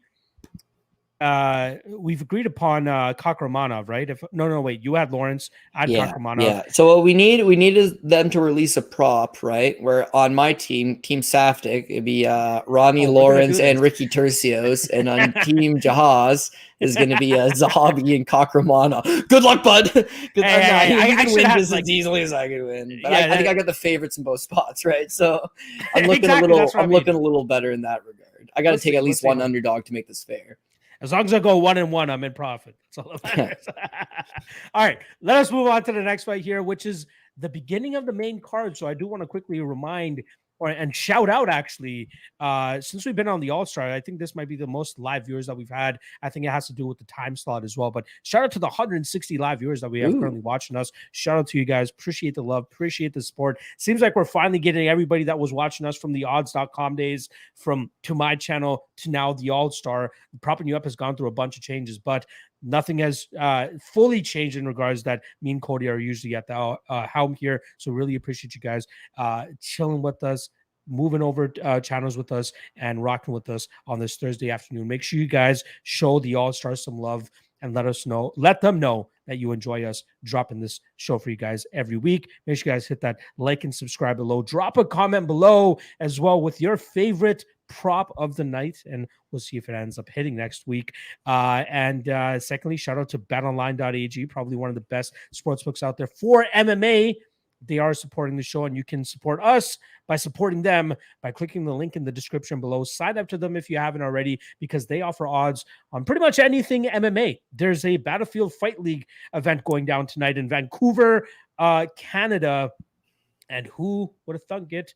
BetOnline has the odds in case you want to get some degenerate MMA action tonight. The fights are actually playing on Fight Pass, so you'll definitely have a way to watch them as well and sweat out your degenerate action. You can get that action down on betonline.ag. Make sure you guys check out the link in the description below. Secondly, shout out to Cloudbet as well. We've obviously dropped a couple props that we've been doing with them. We did the recap of the last event at the beginning of the show, and then obviously at the end of this episode, we'll drop the props that they've done for us for this episode as well. So make sure you guys check out Cloudbet, one of the first, if not the first ever crypto sports book on the market. So make sure you guys go check them out. Link is in the description below. All right, let's get into this first main card matchup, Cody.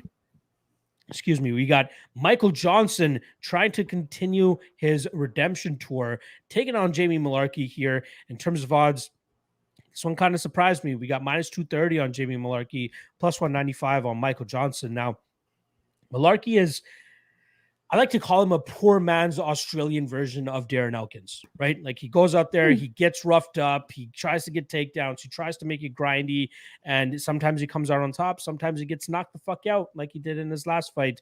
I believe that was the Jalen Turner fight, if I'm not mistaken. But that's pretty much his style, right? Yeah, Jalen Turner knocked him out in 45 seconds or 46 seconds there. Even the fight before that against Devontae Smith deals with a lot of adversity early in that fight, and then eventually finishes Devontae Smith in round 2. Comma worthy, not UFC worthy. And we saw that night as he gets knocked out by Jamie Malarkey in 46 seconds. But I think Michael Johnson will have the speed advantage here. He's a much better technical striker. And if he can carry the confidence over from his last fight with Alan Patrick, I think he could find that chin of Jamie Malarkey and put him down here as well. The spot that intrigues me the most, though, is the under 2.5. I do think we're going to see violence no matter which side it comes from. Minus 165 for the under 2.5 right now. I do think that we'll see Michael Johnson find that big bomb here on Jamie Malarkey early and put him out. If he doesn't find it early, I think Malarkey could start to take over a little bit later here and possibly find that finish of his own against Michael Johnson, who, you know, sometimes does struggle with guys with a grappling advantage. And I do think that Malarkey has a wrestling advantage here at least. And I do think he'll be able to do some good work from on top. But I like the under. I like the shot on Johnson, especially Johnson by KO, which is currently sitting at plus 380. Got to take a little bit of a shot there. Malarkey can be dinged, and we know Johnson can ding motherfuckers. I think he's going to ding Jamie Malarkey here, put him out, and cash that plus 380 KO prop. What about yourself? Yeah, I'm not so sure. So like with Johnson, total killer power, and like yeah, in theory, could knock him out in the first round. And we actually hit that prop, Johnson by KO versus Alan Patrick. But the reason why that prop is so juicy is because he hadn't knocked out anybody in 6 years, and he did knock out Patrick, but that's his lone knockout win in 6 years. So to say that he can just dead guys on demand, like I don't know that he's got it anymore. When has Michael Johnson fighting a guy with a wrestling or grappling edge ever worked out for him? When has Michael Johnson fighting a guy with a cardio edge ever worked out for him? It just doesn't. Like eventually they take it, if they can take the heat early, first 5 minutes, they'll break through to him. So even though he's coming off the win over Alan Patrick, I can't overlook the Thiago Moises. Okay, he was a 10-8 first round. Like he absolutely killed Thiago Moises and he made a mistake. Okay, I'll give you a pass on that one. Josh Emmett, he won the first 2 rounds against Josh Emmett. That's pretty significant. Got caught in the 3rd round. I will also give him a pass there. It's a Stevie Ray fight, right? Where it's just like the longer the fight goes, he's just tired. He's lethargic. His power only carries for the first round or 2. And then after that, he's just not pillow hands, but it's not there anymore. Stevie Ray eventually takes him down and he completely gets out grappled. He's got no game off of his back, as he never does. And he loses a decision to Stevie Ray. Frustrating. More frustrating is the Clay Guida fight. Clay Guida does get outstruck standing, of course, but presses him up against the cage, grinds him, takes him down. When you talk about Darren Elkins, it's a prototypical fighter. Clay Guida was the originator of that prototypical style. Just grind on a guy, break him through. Can't take him down the first time? Doesn't matter. Chain wrestle him, press him up against the cage. Do you have better cardio than this guy? Can you break this guy? If you can, you're going to take the fight to where you want it, and that's where they thrive. He does the same thing. Elkins does the same thing. Malarkey does the same thing, and I think that's what the fight's probably going to play out to be. Malarkey just got deaded by Jalen Turner 4 months ago. So I think it's going to be cleared. The cobwebs is enough time. Paul was suggesting maybe getting knocked out like that just 4 months ago, like not a great look. But I seen guys like get completely KO'd, stiff, stretchered out. They get a 60-day medical suspension. So he's taken 2 of those. It's 120 days. I think his head will be fine. Jalen Turner is an absolute animal. Lesson learned. Lesson learned. Because I decided to fade him this past weekend. Ooh. Things didn't exactly work out for me.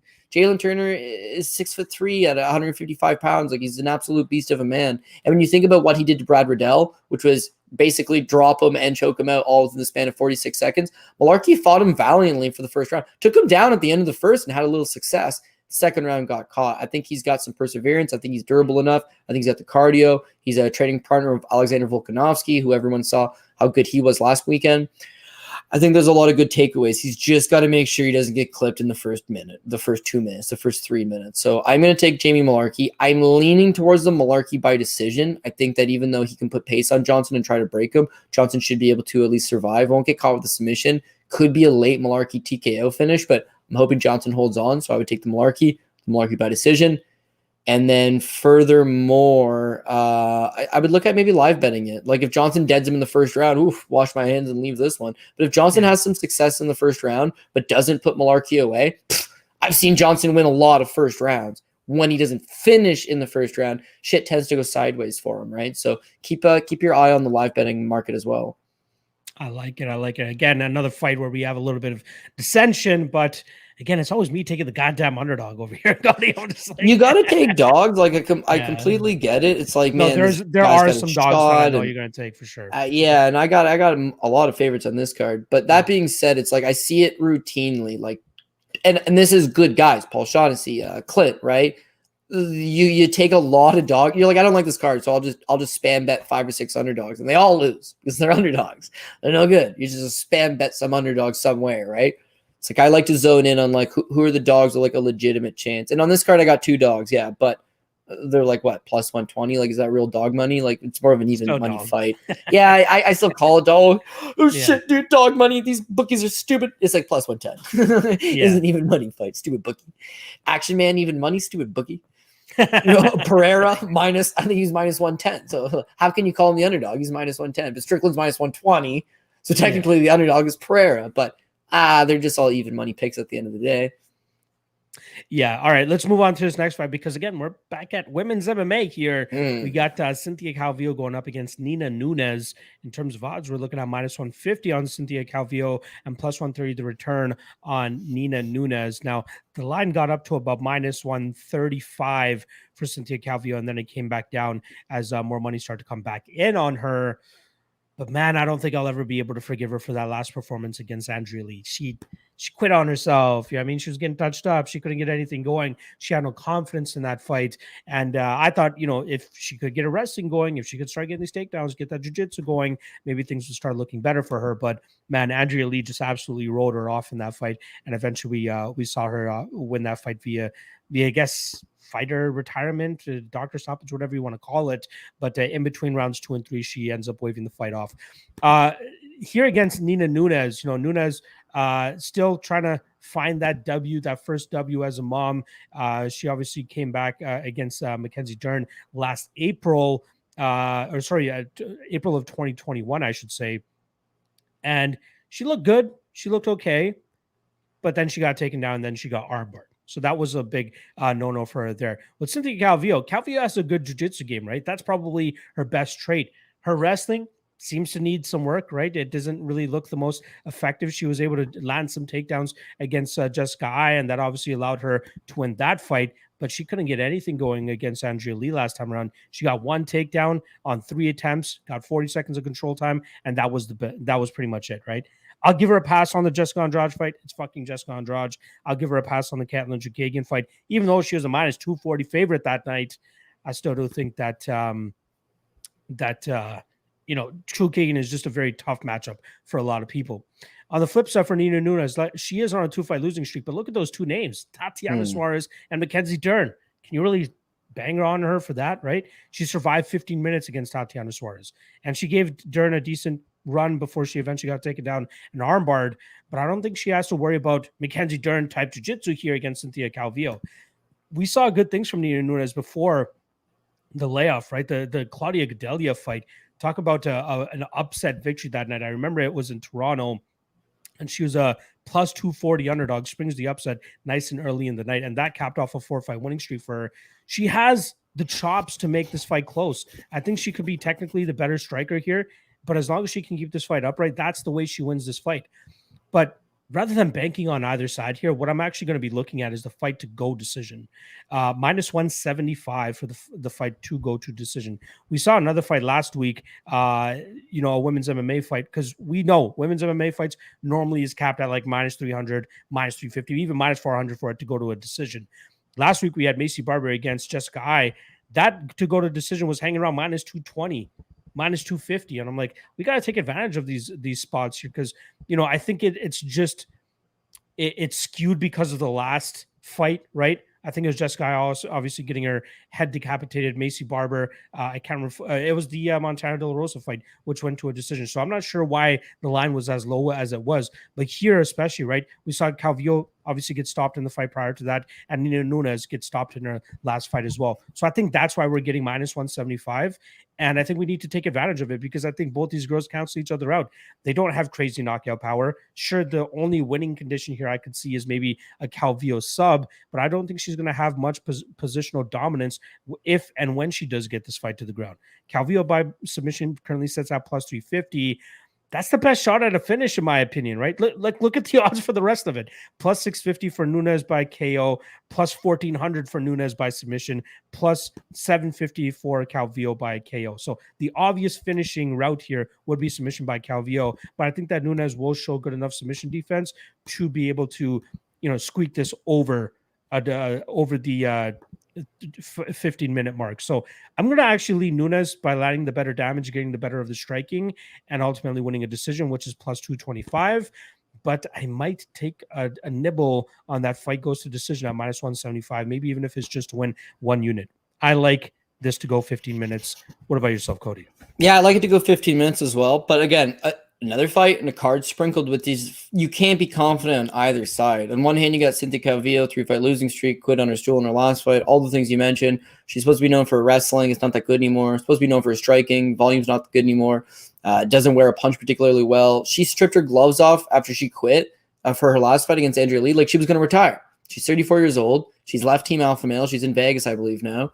Yeah, it's like, maybe this is a good time to call it a day. You're not competitive anymore. At least not at the upper echelon.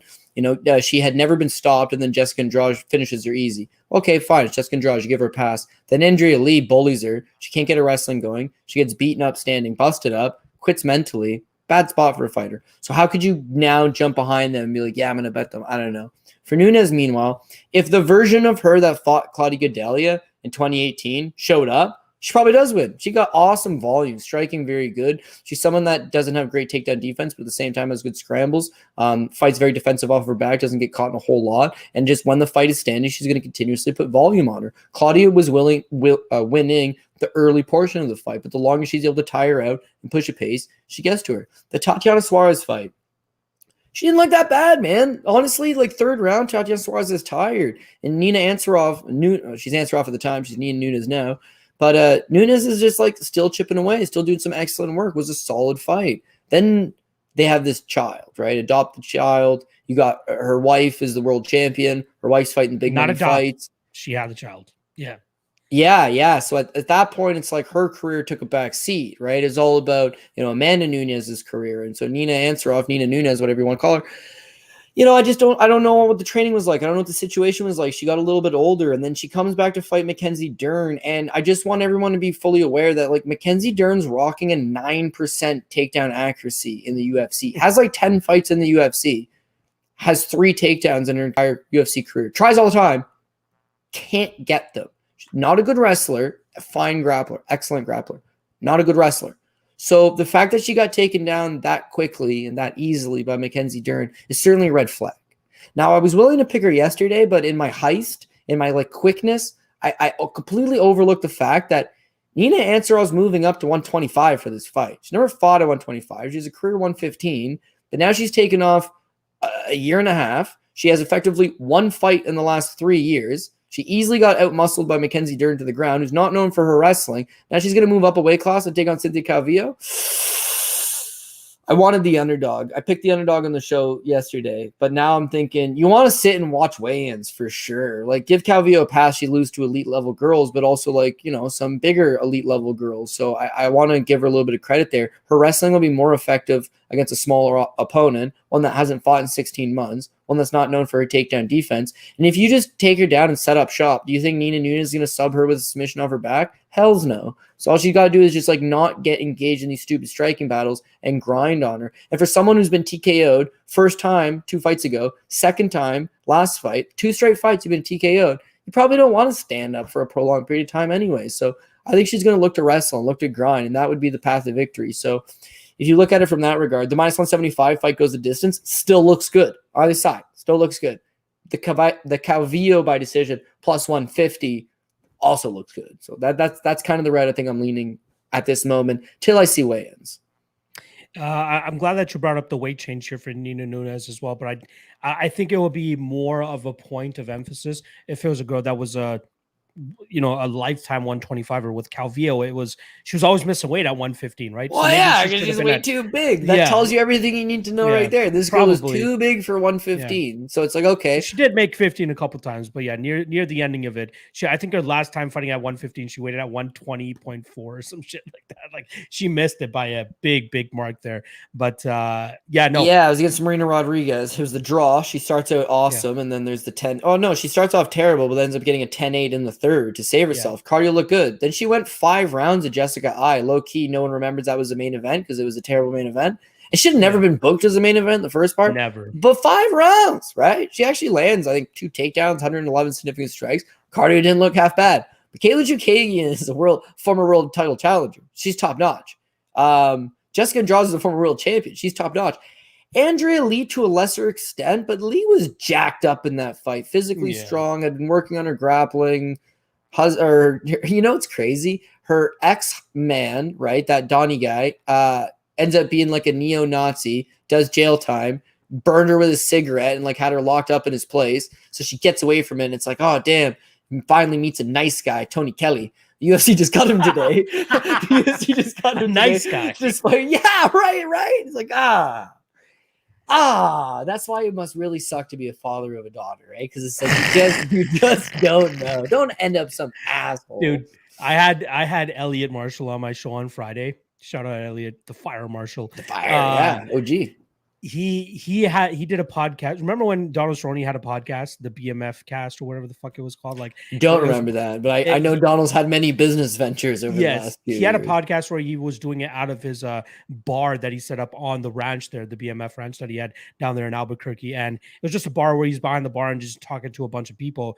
And on this episode, he had Elliot Marshall, he had Alistair Overeem, he had Brandon Sixgut Gibson, he had a baby face Paul Felder on there as well. But I asked Elliot about that podcast, and he goes, you know, the funny thing about that whole week that I was there, or a couple of days that I was there, was Andrea Lee was there, and Andrea Lee's man was there.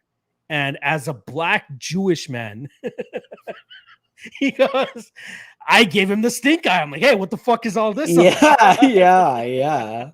For he goes, sure. oh, I was in jail. I had to do things that I need to do to survive, all that type of shit. He goes, whatever, fuck you. And he's just like, get out of here. That's hilarious. That was absolutely. I'm like, why is he bringing up Andrea Lee from like 5 years ago? I don't even think she was like a legitimate professional fighter by that point. And then he goes, oh, it's because of her man is why I brought it up. But they're down. They're training for a little bit. Here's a funny one for you. So like, I just, when I first found out MMA is like 2005, like I just fell in love. Like I'd watch anything, felon fights, like didn't matter what, bum fights itself, right? Like I'd watch anything, just loved it. So MTV comes out with MTV Caged, which is like a super shit ass reality show where they went to Louisiana, they went to like butt fuck Louisiana, and they took a round of amateur kids, and they were like, we're going to follow them through their journey through the amateurs to the pros. It was super low level shit, but super coincidentally, the show starts out, one dude, bum ass amateur, ends up breaking his back in a motorcycle accident. He's paraplegic now. Other guy, bum ass amateur fighter. His girlfriend dies in a car accident. His parents had money. He was a really pretty boy on the show. I know. Third guy on the show, Matt Schnell, right? Who ends up making it to the UFC and ends up being a badass. And then the first two episodes, it mostly focuses on them. There's one other guy who like flops in and out. He's like total bum shit. Watch the show. It's bum shit. And they replace that guy with Tony Kelly. So these guys, Matt Schnell and Tony Kelly, they train together in this buttfuck reality show in the middle of nowhere. And both of them ended up making it to the UFC. So on the show, they're just young kids, man, pops, like high school kids, like fresh. I think Tony Kelly's a couple years older than Schnell. So he's like 21. Schnell's like 19. And they train in this karate mafia down in Louisiana. And this Donnie guy's the head coach, right? That Donnie guy is the guy that ended up beating up Andrea Lee, the girl that Tony Kelly ends up with down the road, right? And then like episode 5, this Donnie guy goes to jail. And he tells Matt Schnell, he's like, it's up to you, kid. You got to run the gym. Like, you got to keep things going, hold down the fort. Gives the keys to the place to him, goes to jail. And then Schnell runs the place for like 3 weeks and then quits because he's like, I can't focus on my own career and running a gym. I'm not even going to classes anymore. Like, too much stress for a young kid. So the show's super fascinating that two of these guys, super obscure from the middle of nowhere, actually ended up making the UFC. And then Andrea Lee somehow gets wrapped into this whole story. Like, the whole thing's whack. And I know we're super off topic, but it's just like, I love it. You know, and it's like all small world shit. Like, it is an incredibly small world. I got a call from Clint today. Random message from this guy from Nashville, Tennessee. We want to fly you out. You're going to do commentary on this show August 13th. Wow. Cool. Yeah, for sure. Get a random message from Clint, our boy, right? Die Hard. And he's like, yo, man, I heard you're doing the show in Nashville. I was just like, how'd you hear about that? He got invited to do the same thing. It's like you talk to somebody and they run a show and then they know somebody else and then this person knows somebody. And it's like, that's why I always like preach, like, just be nice to everybody. Don't be a bridge burner, right? That does you no good. Because even a guy that's like a dickhead now could be Pat Mayo. Fuck, I hated Pat Mayo. For 6 months I knew him. What an asshole this guy is. But we went to college together, right? Yeah. And then it's like by October of that first year, I was like, this dude's a pretty good guy. And then now one of my best friends, like, you know, couldn't say enough good stuff about the guy. Truly a good human being. It's like sometimes you got to break through. Donnie, head coach from Karate Mafia, piece of shit. Tony Kelly, I don't know the guy personally. I got him on Facebook, but like, you know, potentially a piece of shit. So all jokes aside, it seems like you are going with Nunes by decision. Yeah. I'm going Calvillo by decision. It's another one we don't agree on. I've got the favorite. You got the underdog, but we both can agree. -175 fight goes the distance. Looks good. I love it. I do quickly want to address this here from Buffalo on the Beat saying Elliot wanted to whoop my ass for comparing Fluffy Hernandez to Cain Velasquez. I said he fights like him. I didn't say he's gonna be like him. He fights like him. So let's get that straight. And Elliot doesn't want to accept that, but I'm glad that he showed it off in his last fight against Josh Fremd. 8 takedowns, a ton of control time. Relentless. Exactly. Thank you, Cody. I'm glad that you're on my side for that. All right, let us move on to the next fight here. We got a sloppy heavyweight fight slotted in this like middle main card spot, right? Like, I don't know how they always come up with it. We get the Alan Baldos against Josh Parisian in this spot. We get the Chase Shermans against Jake Colliers. We get the, Chase Sherman against Parker Porter. Like, they always find their way to be in the middle of the card. I even like look through the rest of the upcoming cards, and they have a couple other fights where they just somehow stick them in the middle of the main card. This no different. We got Chase Sherman coming in as a plus 165 underdog, minus 195 the return on Jared Vandera. Interesting fight here. Chase Sherman coming off a 4-fight losing streak. I believe the UFC is giving him the benefit of the doubt, considering he took a short notice spot against Alexander Romanov. Ended up falling short there. But even Jared Vandera on a 3-fight losing streak himself, starting with that loss to Alexander Romanov. Then he loses a split to Andrei Arlovski. That should have been a unanimous. Vandera starts turning it on later in the fight. If he had started off a little bit earlier, he probably would have come away with the victory. And then obviously last time around starts playing jiu-jitsu with Alexei Oleinik, and he shouldn't be doing that. I mean, somebody sent me this one screenshot of the fight where Jared Vandera has Oleinik's back, and they're like, this is the point I knew he was going to get submitted. And I'm like, man, obviously, no doubt. That was jokes. That was jokes. And he's apparently a black belt, Vandera, but it's like there's clearly levels to this shit. Yeah, there's clearly levels, and he ain't there. Exactly. So, Vandera, from what I know, and when he is really on his game, we get the Justin Taffa fight, right? We get him sticking and moving. We see him using his movement, his combinations. He doesn't just box. He likes to use kicks as well. Very thorough in that aspect, and he can put good output out there as well. That's something that will be very important, especially in this fight against Chase Sherman. Chase Sherman pretty much just relies on the knockout, right? Like, he's not very much an output guy, a volume-based guy. He wants to put that big power on you, try to knock you down, try to knock you out. So I do lean Vandera in this spot, obviously, but it's very difficult to trust him at minus 190. I do believe in his durability, though, right? Like, I think he's only ever been finished when he gets taken down and, like, grinded out or, like, choked or ground and pounded from on top. Chase Sherman's not doing that. You know what I mean? Chase Sherman's looking to take your head off, to land a couple kicks and then take your head off. That's what Chase Sherman's game is. So Vandera should be able to, dance around him and land some good strikes from the outside and outpoint him from there. I'm seeing a lot of takes about Jared Vandera wanting to take this fight to the ground and use his jiu-jitsu. He's plus 700 for Vandera to win by jiu-jitsu. I think that's more tinfoil hat type of stuff. I do think that we'll see a clean performance out of Vandera here, outstriking Chase Sherman on the feet, taking home a decision victory, and that is currently sitting at plus 300. I don't mind the over 1.5 here either at minus 170. Give me Jared Vandera. What about yourself? You giving Chase Sherman more of a shot than I am? Finally, we disagree with one where I'll take the underdog. Again and again. I can't stress this enough. Greasy as hell. Don't want a whole lot of confidence on it, but yeah, I think I'm gonna go with Chase Sherman. It's more so like the devil you know than the devil you don't. Chase Sherman's case, like, I know he's got some legitimate skills. Problem is that anybody that stretches him longer than a round and a half, his game completely falls apart. He's actually rocking people don't believe this, but he's rocking a 1, 2, 3, 4, 5, 6. He's technically rocking a 7-fight losing streak within the UFC. Now, people will say, whoa. Beat Ike Villanueva, but he actually tested positive after the Ike Villanueva fight and got suspended for it. So why that fight never got turned to a no contest, I don't know. But the last time he theoretically looked good, his back was covered in acne and he got flagged afterwards. Since then, it hasn't been great. But the good takeaways is the Andrei Arlovski fight. He wins the first round. He almost knocks out Arlovski in the first. Second round, starts off well, and then he fatigues, unfortunately. Loses the second and third, loses the decision. Does land 88 significant strikes. Decent output, faded. Against Parker Porter, same thing. Outworked, taken down late. Does land 117 significant strikes. Output's there for him.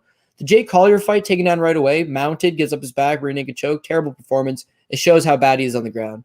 The Romanov fight, his takedown defense actually looked decent. He stuffed a couple early takedowns. He got back up a few times, but then that ability to just swarm on him and consistently keep coming, Romanov was able to break him down, and then Romanov submits him. But you can tell that there's like improvements to his grappling. You can tell that he's one of these low-level heavyweights, but if you're going to fight other low-level heavyweights, he's got something he could, in theory, present, right? Jared Vandera hasn't shown me shit. Honestly, hasn't shown me shit. The Harry Hunsucker fight on Contender Series, he got wobbled bad by Harry Hunsucker standing and then eventually falls on top of him and submits him. It's a bad look.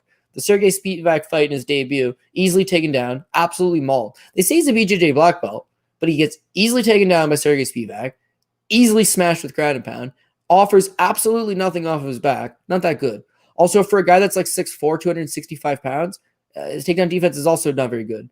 The Justin Taffa fight, yeah, better, but Taffa super low level, was 3-1 at the time. And then since then, it's been much of the same. He didn't pull the trigger against Andrei Arlovsky. It's super low output. The Alexei Olenek fight, he puts himself in a bad spot and gets submitted. The Romanov fight, he presented, very little. He got taken down, and that was it. He got smashed on. I give you passes on guys that are badass, like Romanov, guys that are top contenders, guys that were bad stylistical matchups for you. But the Arlovsky fight, there's no reason why you should just stay there gun shy when he's going to do the same thing. So people are expecting him to do the same volume he had against Taffa. Landed 121. He's a volume guy. But I don't think he is. I think he's plotting. And he stands in front of you and he waits for you. And he waits for you to hit him before he's willing to hit you back. His wrestling, he's scored effectively one takedown. Not in the UFC. He was on Contender Series against Harry Hunsucker of all people, who, by the way, is fighting at 205 now. He's not a wrestler. His BJJ black belt, that's on paper. Like, what BJJ black belt? Every time you see him on the ground, he's awful.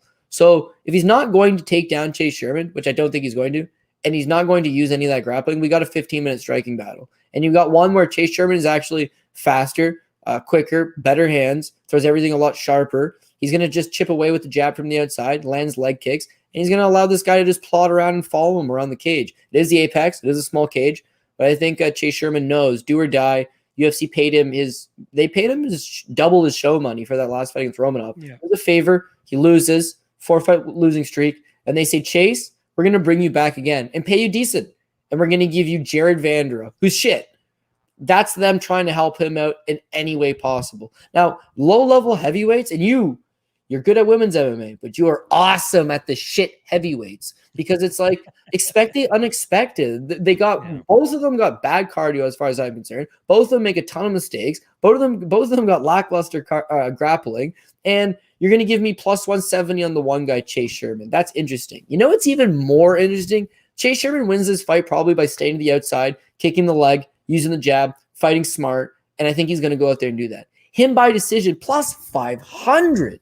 Excellent price tag. So I'm going to go Chase Sherman as the official underdog, and I'm going to try to chase the dragon on the plus 500 by decision.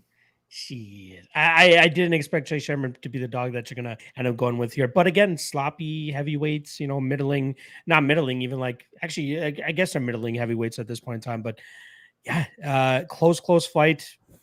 But I will go with the favorite here. No way I'm parting ways with my money at minus 190, though. Vandera is 1-3 in the UFC, right? And Chase Sherman is 2-2, 2-3, 2-4, 2-5, 3-5, 3-6, 3-7, 3-8, 3-9. Chase Sherman is 3-9, and one of those should be a no contest. So Chase Sherman should be 2-9 in the UFC, and Vandera's 1-3 in the UFC. You can go ahead and say they're not middling. They bottom of the barrel, okay? But they were like, try to be nice, Cody. We're Canadian. Right. And it's like, okay. What are our other options? And it's just like, wow, Josh Parisian and Bodo just fought 2 weeks ago. It's like, okay, we'll run this one, and the winners can fight each other in the next. Who is the lowest level guy in the UFC? I would throw Harry Hunsucker in the mix, but again, he's at 205 now, so he's the worst guy at 205, not heavyweight. Jeez Louise. I don't know how they keep making these matchups, but it's the state of the heavyweight division. They're on the main card. That's the thing you really got to question. Ronnie Lauren versus Kakaromanov is the very first fight on the card. It's the equivalent to the Facebook prelims. Ain't nobody watch at that time other than the hardcores like you, me, and the 160 live viewers. Like, those are people that are hardcore to it. We watched the first fights, but they buried his ass considering that a legitimate contender is going to come from that fight. Whereas you got guys that are like 2-9 in the UFC that are taking it. But you know why? Heavyweights. People sure do love the heavyweights. Dude, UFC 277, they have Derek Lewis and Sergey Pavlovich in the middle of the main card there. I get it. Derek Lewis is a fucking popular heavyweight. But the week after that, Augusto Sakai, Sergey Spivak, that's guaranteed going to be the middle of the main card, right? Like, that is what they want. They want those fucking heavyweights there. The real test here is going to be Martin Buday versus Lucas Brzeski, and that's on the August 13th card. Let's see where they put that. Let's see if they stick with their middling heavyweights and the casual fan who just wants to see heavyweights, who gives a fuck about the name. We'll see August 13th where they put that matchup, because that will be the true test. Yeah, well, you know what I'd like to see? Maybe they won't do it for safety reasons, but surely there's a commission out there, Arkansas, Kentucky, Tennessee, somebody's Florida, really Texas. Yeah, for sure. Like, I'd like to see a world-class middleweight versus a shitty light heavyweight, or a shitty heavyweight. Like, give me Chase Sherman against, who are some of the Andre Nunes. No, not you said world-class middleweight, right? Sorry, I apologize. Yeah, well, even then, like if I told you Israel Adesanya is fighting Chase Sherman, then the natural response is he's going to kick his ass. But at the same time, you're like, is he going to?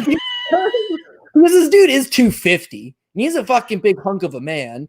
And like, is he like to kind of stay at the outside and like play with his food and like dance around? Like the ideas start popping in your head. So like one guy's considered trash, the other guy's world class, but it's interesting. That's what I noticed when I would put on MMA fights, is that it'd be like, people they don't want to buy Demetrius Johnson fights, but like, why are they not beating him? Because it's like, because the worst guy on an amateur card that weighs 250 plausibly could defeat Demetrius Johnson, right? So even some guy with no skill is more dangerous than the most skilled guy ever at 125 pounds.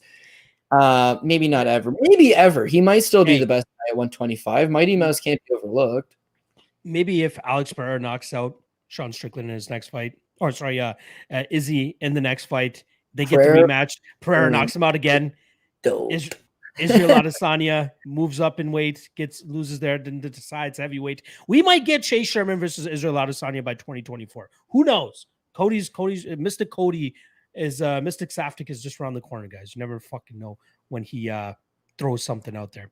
All right, let's move on. We got 3 more fights here. I'm very interested in this one, though. It's a great bantamweight fight. We got Said Nurmagomedov going up against Douglas Silva DeAndrade. Minus 320 now for Said Nurmagomedov. Plus 265 to return on Douglas Silva DeAndrade, who he's been good to me in the past, but he's also been very bad to me as well. Specifically this last fight where he ended up going out there and knocking out Sergey Morozov in a fight where Morozov was having success in that first round with some good striking, good boxing, but he fell in love with it too much and ended up paying for it, and Douglas was able to get him out of there. I wish Morozov grappled a little bit more proactively, and he probably wouldn't have been staring up at the lights after that fight. On the flip side, for Said Nurmagomedov, just goes out there and dusts Cody Stamann within a minute of that fight. I believe he hurts him early and then locks up a submission and gets him out of there. So big wins for both guys in their last fights, but big odds here on Said Nurmagomedov, and I can't say I disagree. I've had my questions about Said. I think I even picked Cody Stamann to win that fight, but we didn't get to see that fight really even play out, because Said can be a banshee right off the jump. And I think he can do that here against Douglas. I'd be surprised if Douglas is able to close the distance enough to, land big enough shots on Said to make him, to hurt him. But on the flip side with Said, I think he could tear him up with some of these spinning back kicks and just work from the outside. I do like Said quite a lot here. I do think he even has the chops to go out there and finish Douglas. Douglas is getting up there, man. Let me just quickly confirm his age here, but the guy looks like he's getting into like the Nogueira territory, right? Where they just look old as fuck. No, this guy's got a 85 that like anybody would kill for. Like, he's the most shredded middle-aged man I've ever seen in my life. I'm just saying, though, he just looks old. That's it. He just looks old. Good. He just is old. His face. He's born in 85, so he's what, like 37? If that's considered old. I don't know what, but yeah. So he's 37 now. On the flip side, for Said Nurmagomedov, we're looking at a guy that was born in 92, so 30 years old at this point in time. So he has a 7-year youth advantage as well. He'll definitely have the speed advantage. He could have the power advantage as well, and I do think that's going to come into play here. I think he eventually clips Douglas here, whether it be the second or third round, and then he puts him out and gets that win. Said by KO plus 225. Sign me up. Even Said inside the distance at plus 100. I don't mind that either, in case he decides to go the club and sub route, just as he did against Cody Stamann. And then on the flip side for Douglas, by KO, how else does he win? Plus 650 by KO. I'm going Said KO. What about yourself?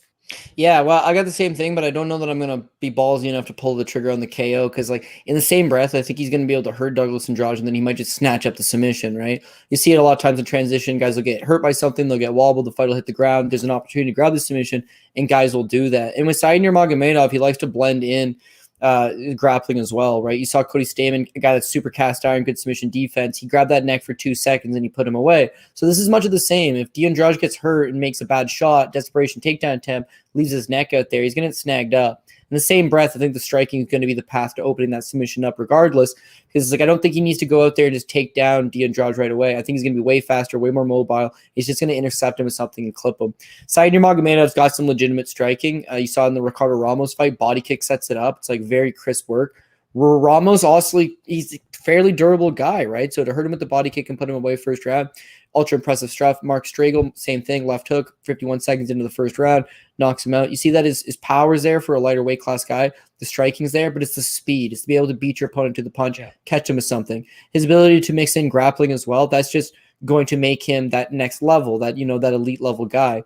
DeAndrade, meanwhile, he is tough as a banshee. And I'll admit one thing. This guy is one of these guys that the UFC should take to dinner, and they should help the guy out here and there. Because, I mean, he shows fights against Lerone Murphy, Henan Barao, Peter Yan, Rob Font, Marlon Vera. He's got a win over Marlon Vera for the record. Zuberto Hugov. Like, he's fought a who's who of guys. It's that he's generally there for a reason. He's tough. He's durable. He'll give you a few rounds. The elite level guys have always been able to surpass him. Hell, he's actually 0-2 against Russians to begin with because he lost to Peter Yan and Zuberto Hugov.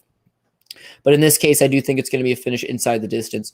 Sergey Morozov is this close to putting him away. He rocks him in the first round. He has some refs may have considered stopping it. Ground and pound could have put him away. He could have switched over to a submission and put him away, but he left him off the hook. He tired himself out, and then DeAndrade was able to catch him in the second round. I don't think that's going to be a problem with Said Nurmagomedov. I think he's going to put that same pace in the first round, and then when the opportunity presents itself that he hurts you and that he's on top, he's going to put you away with the ground and pound, or he could put you away with the submission. If it doesn't happen in the first, I don't expect him to tire in the second. I expect him to keep coming at him in the second. So I think he gets the job done. I think he gets the job done inside the distance. The interesting way about attacking this one is inside the distance is, you said, plus 105, right? Plus 100, and then by KO is plus 220. Yeah, so inside the distance is plus 100. Is just straight up even. But him by submission is 325, and by knockout is plus 265. So honestly, like, I'd be way more inclined to put my whatever your unit is. It could be $1, it could be $10, it could be $100. I'd be more inclined, whatever you actually want to bet on this fight. I would rather say, you know what, if I was to put the one unit standardized, whatever, let's say 100 because it's easier to do the math on TKO. If it wins, I'm going to make back 265, but my submission prop one loses, but that's okay. $165 profit. If my submission prop hits, then I'm going to make 325, lose the 100 on the KO prop, so make 225 profit. But if you just hit the inside the distance, it's just even money. You just double your money. So like the value is not betting the inside the distance. It's just betting both inside the distance props. But of course, this is MMA. So as you do that, the fight goes the distance, or Nurmagomedov blows his knee out, or just something stupid, right? DeAndrade gets thrashed for an entire round and then comes back and wins in the second. Believe me, hurt me when Morozov lost. It hurt me. I'd be surprised, though. I think Morozov threw like the kitchen sink at him in that first round. It was really starting to slow down. He gassed himself out big time. And that's the difference between a mid-level guy and an upper-class guy. Yeah. I think Nurmagomedov is an upper-class guy. He's going to make the right decisions. Morozov just went bang for broke. And Morozov has that kind of style. So I think if anything, he lost, but he exploited his opponent, right? He gave us a better blueprint on how to defeat this man. And with DeAndrade, avoid his power, right? We already know how to defeat him. Use your speed, use the athleticism, use the superior striking numbers. And in this case, use the grappling as well. So we're completely in agreement in this one. I love it. I love it. I can't believe he was 22-0 at one point when he made his UFC debut, and then obviously lost his UFC debut. All right, let us move on to the co-main event. I don't know what the marketing machine is with Kyle Baralho, but this is the second time he's found himself in the co-main event slot. Is he a big name? I don't think so, but it is what it is. Either way, he's here in the co-main event slot taking on Armen Petrosyan. In terms of odds, we got minus 225 on Baralho and plus 190 to return on Petrosyan. Interestingly enough, Baralho opened up at minus 145. Opened up at minus 145 and took a ton of action, making him a big favorite in the spot. And Gotta be honest, I'm not completely on board with it. Like, okay, he looked good in his last fight, got 10 minutes of control time against Omar Gadziev, I believe it was. The fight before that, he beat the guy on the Contender Series, if I'm not mistaken. And then even before that, he beat our guy Aaron Jeffrey, right? So good wins from there. He looks okay. Like he has that Machida style of striking where he's just very light on his toes, dips in and out with his strikes. Very quick, very fast. He might have the speed advantage in this fight, but he does leave his chin right up there waiting to be taken. And I'm very interested to see actually what the weigh-ins look like here, or actually the face-offs look like, because Tapology and UFC stats both have Caio Borralho at 5'10". They have Omar Gadziev at 6'1". And when you see these guys face off with each other, it does not look like that at all. Borralho was much bigger than Omar Gadziev. Well, maybe not much, maybe an inch or two bigger than him. So I think the measuring tape was broken whenever Caio used it, because he's definitely not 5'10". But on the flip side for Petrosian, big guy at this weight class, right? He's 6'3", 71-inch reach. Obviously, Caio will have the reach advantage here, but I think it's going to be nullified by the height of Armin in this spot. I still do think once these guys square off, Armin will likely still be the better, or taller guy, maybe by 2 or 3 inches. And I do think that's going to come into play here, especially with such a decorated striker like Armin Petrosian. I loved what I saw from him in his last fight, even though a lot of people think he lost that fight. 127 significant strikes. He gave up only a minute and a half of control time on 2 of 3 takedowns landed from Gregory Rodriguez. But when we saw him get into those bad spots where he got his back taken and he's already busted up and it looked like he's been through a war already, and it looked like Rodriguez was likely going to get a submission there, he fights out of those positions and continues to make it difficult for his opponent to control him in those spots. He fights back to his feet, gets back to his handiwork, and that's why he is able to kind of pull away with the damage that he's landing in that fight.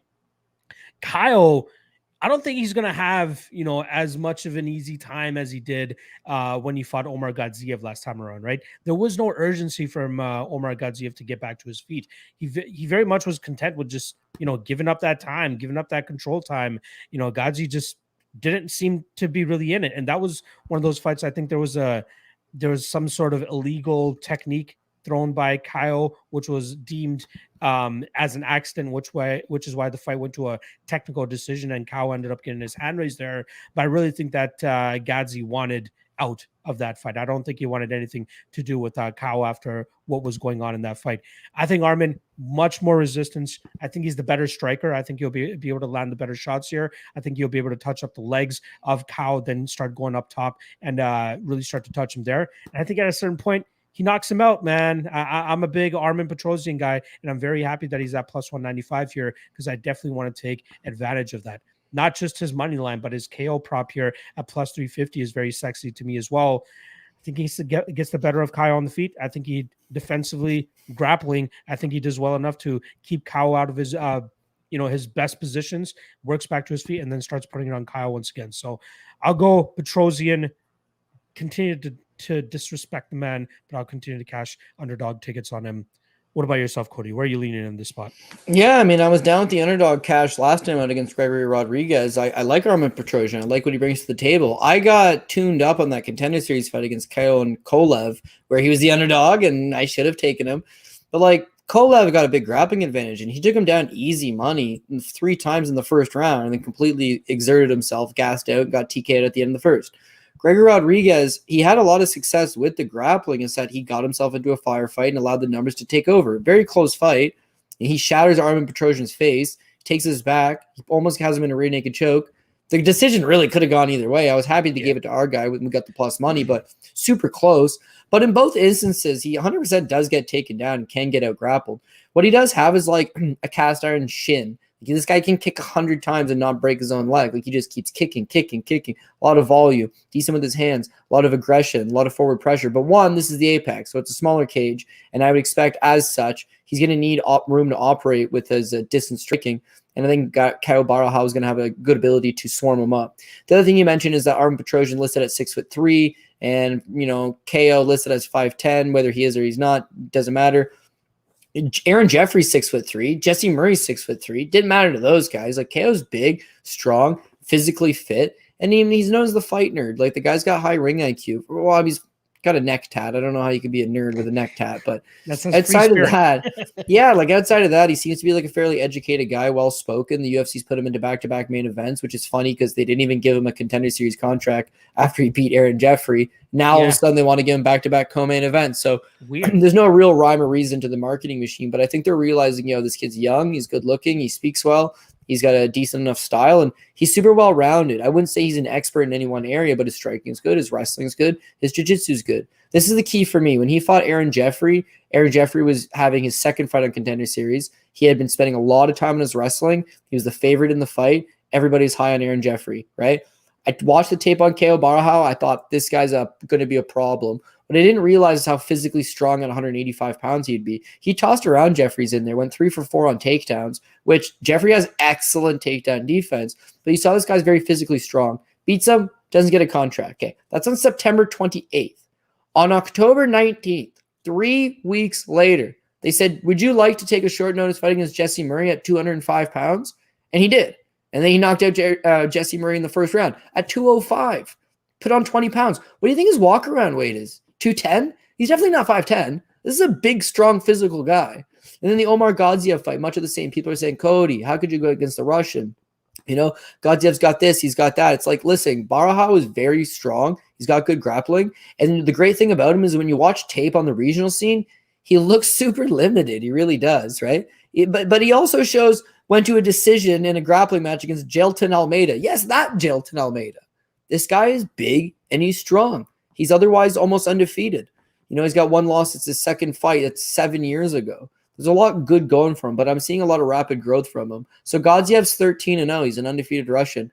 But it's like Caio Borralho won 30-27, clean across the board, 10 minutes of control time, 2 takedowns of his own. Did get taken down once himself, immediately hits a reverse lens up on top. And I just think that he's going to be too strong of a grappler for Armen Petrosyan. Stand-up-wise, it's not like he's a fish out of water. It's that the volume would favor Armen Petrosyan. So why bother standing for a prolonged period of time? But I think he'll strike early, find the openings, allow Petrosyan to wade in, and then just hopefully grab a hold of him and rip him to the ground. And unlike the other guys that have gassed against Armen Petrosyan, I would expect Caio to do it for 15 minutes. So I got Caio Borralho, and I think I'm going to chase it by the decision victory at plus 240.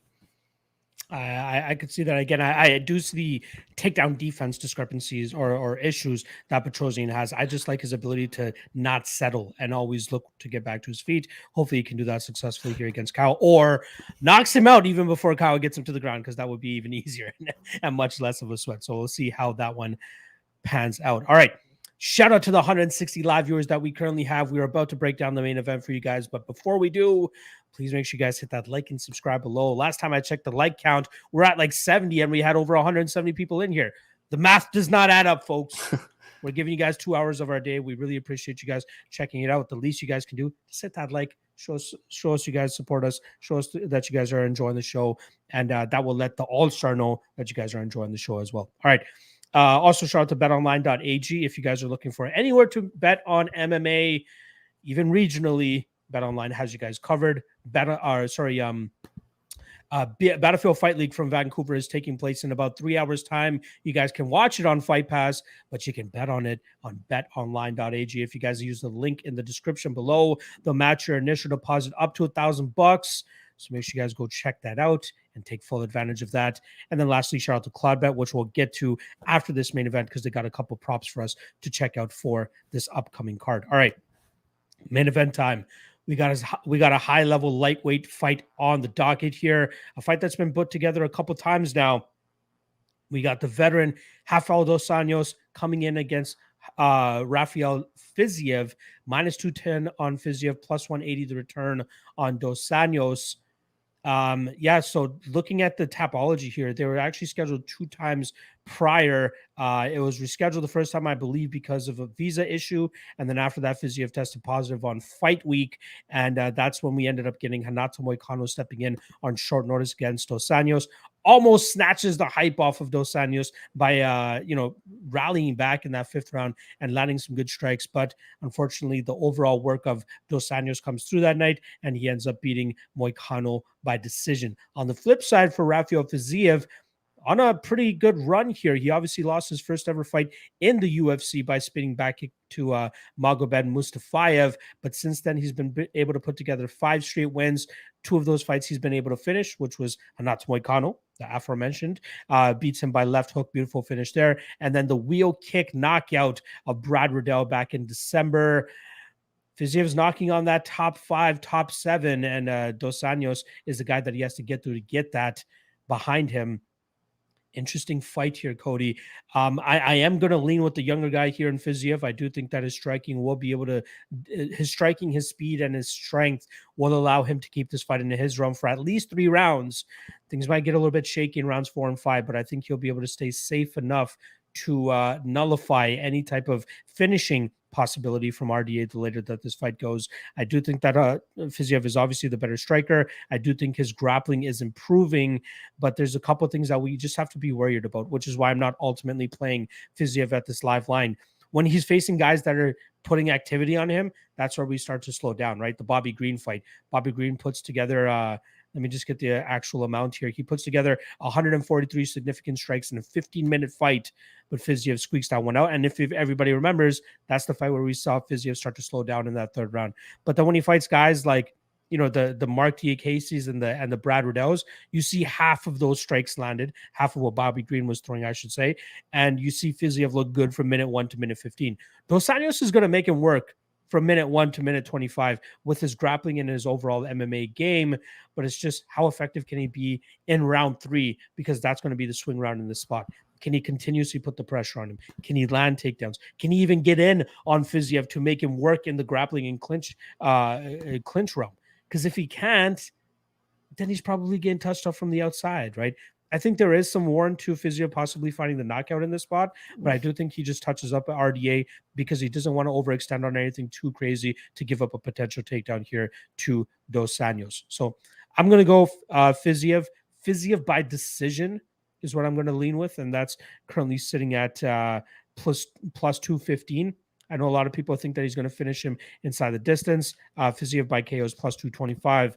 I think we see this go the full 25 minutes, man. I think RDA still has enough durability about him. We've seen him looking, you know, really good in his last couple fights, even though they're against short notice opponents.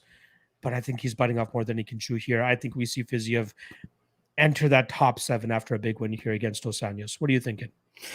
Yeah, I'm going to agree with you. I got Fiziev. I think he gets the victory. I'm leaning strongly towards the decision. I think RDA, you nailed all the points. He's gone the 25-minute, 5-round distance many of times. I remember when he got knocked out by Eddie Alvarez, I was like, his chin's gone. And then 6 years later, never been knocked out again. So durability is still there, I think, for the most part. His ability to fight 25 minutes is there. Cardio is there. There's a lot of good things you can keep, get behind. Paul and I discussed it at length yesterday. Dos Anjos likes to wrestle. He just wrestle. Either he's getting out wrestled or he's out wrestling his opponent. But the last time he was in a fight that nobody got taken down was Neil Magny in 2017, right? So it's been 5 years. And it's not just some wrestling, it's all wrestling. Him versus Colby Covington, there was 10 takedowns in that fight. Colby took him down 7 times. He took Colby down 3 times. He got taken down 12 times by Usman. There was 10 takedowns in the Kevin Lee fight, 6 for Lee, 4 for Dos Anjos. He got taken down 3 times by Edwards, 6 times by Chiesa. He took down Felder 6 times. He took down Moicano 5 times. It's all wrestling. It's all wrestling. So in this spot, it's much of the same. He's going to try to go out there and wrestle. And even if he can't take him down early, it's 5 rounds. So just continuously grinding on a guy up against the cage, shooting. That should tire a guy out. And then if Fiziev tires, we have not seen him in those championship rounds, it's possible that Rafael dos Anjos is able to work his way back into it. But the wrestling's just not quite there for me, I don't think. I mean, he's able to take down lesser guys, but Fiziev's been working on his grappling a lot. When you come over to MMA from his striking background, it's not as if it's like, we need to work more on striking. It's like, nah, that's pretty good as it is. Let's work on the other skill set. And I think he's doing a good job. There's videos of him online wrestling with guys. His hips, very, very strong. There's also stories on him online about apparently owing rent money to Phuket Top Team in Thailand, but that's nor here nor there, right? I think he's physically strong. He's working on his wrestling. He should be able to keep this fight outright, and if he does, he should win. Here's the other interesting thing about Rafael dos Anjos. is that he's actually losing these spots in the striking exchanges, right? He got outstruck by Paul Felder. He was lucky to get that split decision because it was a very close and competitive fight. Against Moicano, it was not. It was not a close fight. I'm sorry. No, okay, Even Paul was like, hey, I did not deserve any scorecards that night. Output-wise, yes, you are correct. But in terms of actually winning that fight, there's no way Paul Felder was winning that fight. There was no way Paul was winning that fight because of how you judge MMA fighting, which is grappling, because of the wrestling, because he's getting outstruck. In fact, he got outstruck officially in 3 of the 5 rounds, and one of them, the 3rd round, he got outstruck in the 2nd, the 4th, and the 5th. And the 3rd round where he outstruck Paul Felder, he outstruck him 13-12. So you got one guy that's clinging on for takedowns and one guy that's fighting. So that by those standards, yeah, Rafael dos Anjos won the fight. I thought he won. I had money on him, and I was very, very, very worried when they said it was a split, just because what a judge is looking at. But nowadays, they're not necessarily scoring the same. They're not giving you just cage control. That's all he's been trying to do. He did get outstruck by the numbers by Paul Felder in the stand-up portions. Against Renato Moicano, dude, low-key, he dominated Moicano with his wrestling and his grappling. But stand-up-wise, Moicano is landing pretty decent. You know, he had a lot of success in his stand-up. It's close numbers. I think at range, Dos Anjos outstruck him 90-88. On the ground is where Dos Anjos racked up a lot of that striking. So again, I'm seeing him use wrestling against guys that are not good wrestlers because he can't strike with them anymore. And against Fiziev, if he can't get those takedowns, and I have a suspicion he's not going to be able to get them, he's not going to stand with them. He's going to get chewed up from range. You see it time and time again in a lot of his fights. But you want to know what the swinging factor for me was he fought Tony Ferguson. Okay, yeah. So he loses to Eddie Alvarez. He got caught. He got knocked out. The year's 2016. Okay. The report surfaced afterwards that he had a really bad weight cut and that he was like naked on a bathroom floor the day before or like an hour before weigh-ins. They drag him to the weigh-ins. He weighs in, sick day of the fight. And Eddie Alvarez caught him with the first shot he landed, right? So it does make sense how a guy that's that durable got knocked out that quick. He had a bad weight cut. So the very next fight against Tony Ferguson at 155 again, Mexico City, mile high in the air. These guys go to absolute war. Crazy fight. He got hit 200 times by Tony Ferguson. He took some serious damage. After that, Tarek Safadine, 170. Neil Magny, 170. Robbie Lawler, 170. Colby Covington and Kamaru Usman, both 170. Kevin Lee, 170. Leon Edwards, 170. Michael Chiesa, 170. Paul Felder was the return to 55. He didn't look very good to me. He relied on his wrestling, but otherwise his striking looked robotic. Paul Felder is not known for his grappling or his wrestling defense, and he had some success in getting the fight back up standing. And then Paul Felder retired for a full-time commentary career shortly thereafter. So that's not all that impressive. And then that fight with Renato Moicano, it's actually at a catch weight of 160. So he didn't have to melt down to 55. That weight cut's not good for him. He's going to rely on the wrestling, and when it's not there against Fiziev, Fiziev's going to take over. I think he's big. I think he's strong. He needs to keep his hips going. He needs to keep this fight in an upright position. And if he does that, he's just going to be the better striker than Rafael dos Anjos. So I am going to play Fiziev. He likely ends up on the top ticket, if not the second ticket this week. But great hedge-out opportunity because you've got really good plus money here on Rafael dos Anjos.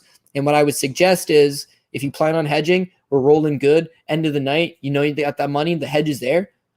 I would say maybe hedge out after the first couple rounds because Fiziev probably runs away to an early lead. And if RDA is going to win this fight, he's really going to have to get it going late, drag him down.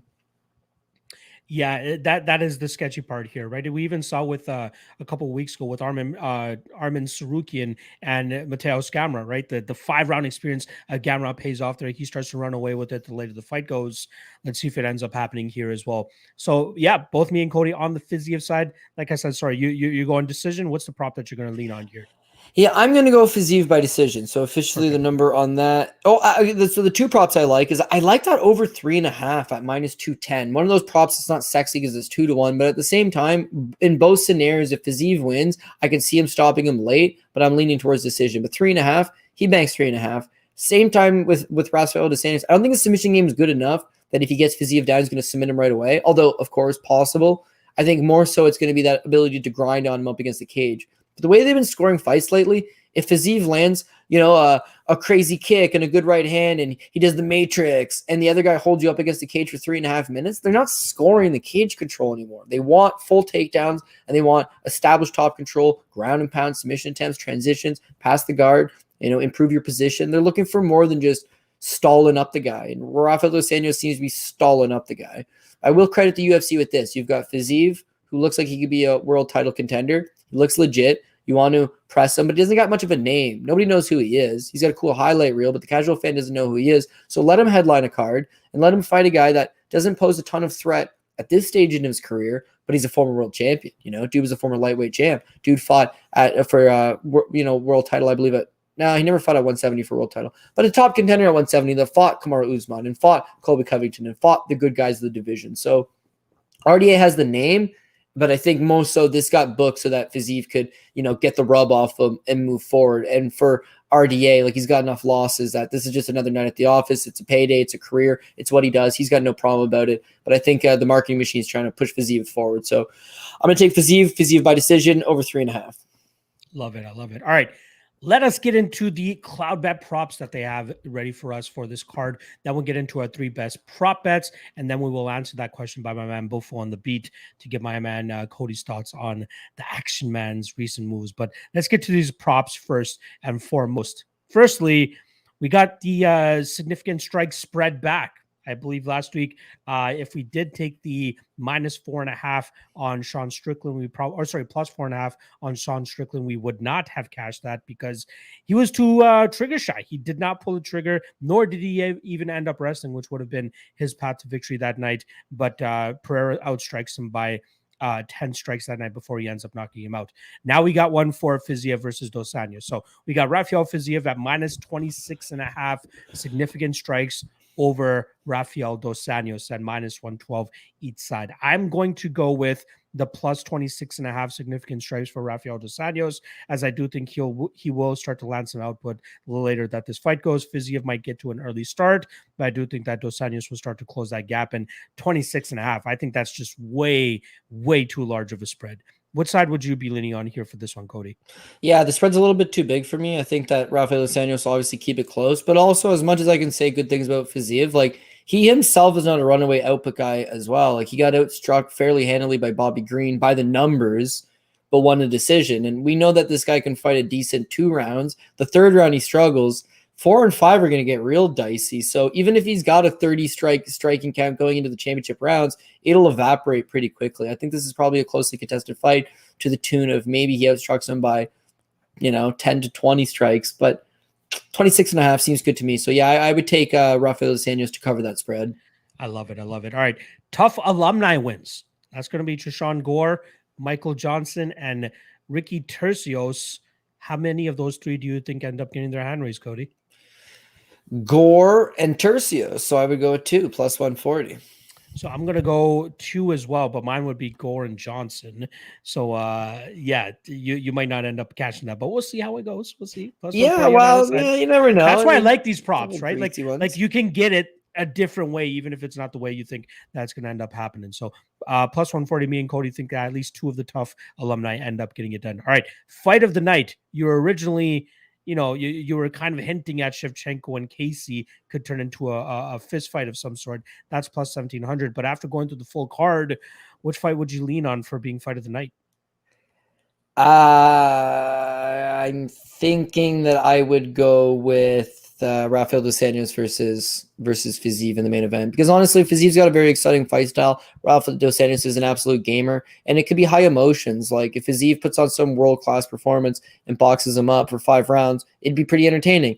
If Rafael still got that dog in him and he breaks him after, especially if he loses the first 2 rounds, maybe the first 3 rounds, if he comes back into this thing, drags him into deep waters and chokes him out late, they can be high emotion. My second option would be Michael Johnson, Jamie Malarkey. Same reasons. Jamie Malarkey likes to bring the pace, likes to bring the action. Michael Johnson's either going to completely knock him out or he's going to get drowned in those later rounds. So all that stuff is thrilling. People like the comeback. People like competitiveness.